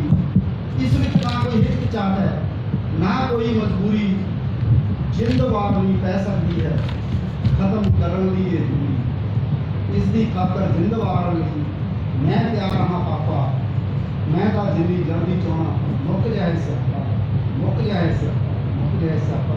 ਸੋ ਆਓ ਦੋਸਤੋ, ਵਾਰਿਸ ਸ਼ਾਹ ਦੇ ਸ਼ਬਦਾਂ ਵਿੱਚ, ਵਾਰਿਸ ਸ਼ਾਹ ਉਹ ਸਰਦਾਰੀ ਜੀਵ ਦੇ ਨੇ ਕੀਤੀਆਂ ਨੇ ਕਮਾਈਆਂ ਨੇ। ਆਓ ਸਮਾਜ ਨੂੰ ਕ੍ਰਿਟੀਕਲ ਵੇ ਦੇ ਨਾਲ ਸਮਝੀਏ ਤੇ ਇਹਨੂੰ ਬਿਹਤਰ ਬਣਾਉਣ ਦਾ ਸਪਨਾ ਲਈਏ, ਕਿ ਉਸ ਦੇ ਪੂਰਾ ਕਰਨ ਲਈ ਅਸੀਂ ਸੰਘਰਸ਼ਾਂ ਦੇ ਨਾਲ ਰਹੀਏ, ਸਟਰਗਲ ਕਰੀਏ, ਦਿਮਾਗਾਂ ਦੇ ਨਾਲ, ਅਧਿਆਪਕਾਂ ਦੇ ਨਾਲ, ਕਿਤਾਬਾਂ ਦੇ ਨਾਲ, ਕਿਉਂਕਿ ਚੰਗਾ ਬੰਦਾ ਤੇ ਚੰਗੀ ਕਿਤਾਬ ਇਸ ਦਾ ਵੀ ਹੈ ਕੋਈ ਜਵਾਬ। ਇਹ ਦੋ ਚੀਜ਼ਾਂ ਜੇ ਤੁਹਾਡੇ ਕੋਲ ਨੇ, ਤੁਹਾਡੇ ਕੋਲ ਸਭ ਕੁਝ ਹੈ। ਬਹੁਤ ਧੰਨਵਾਦ।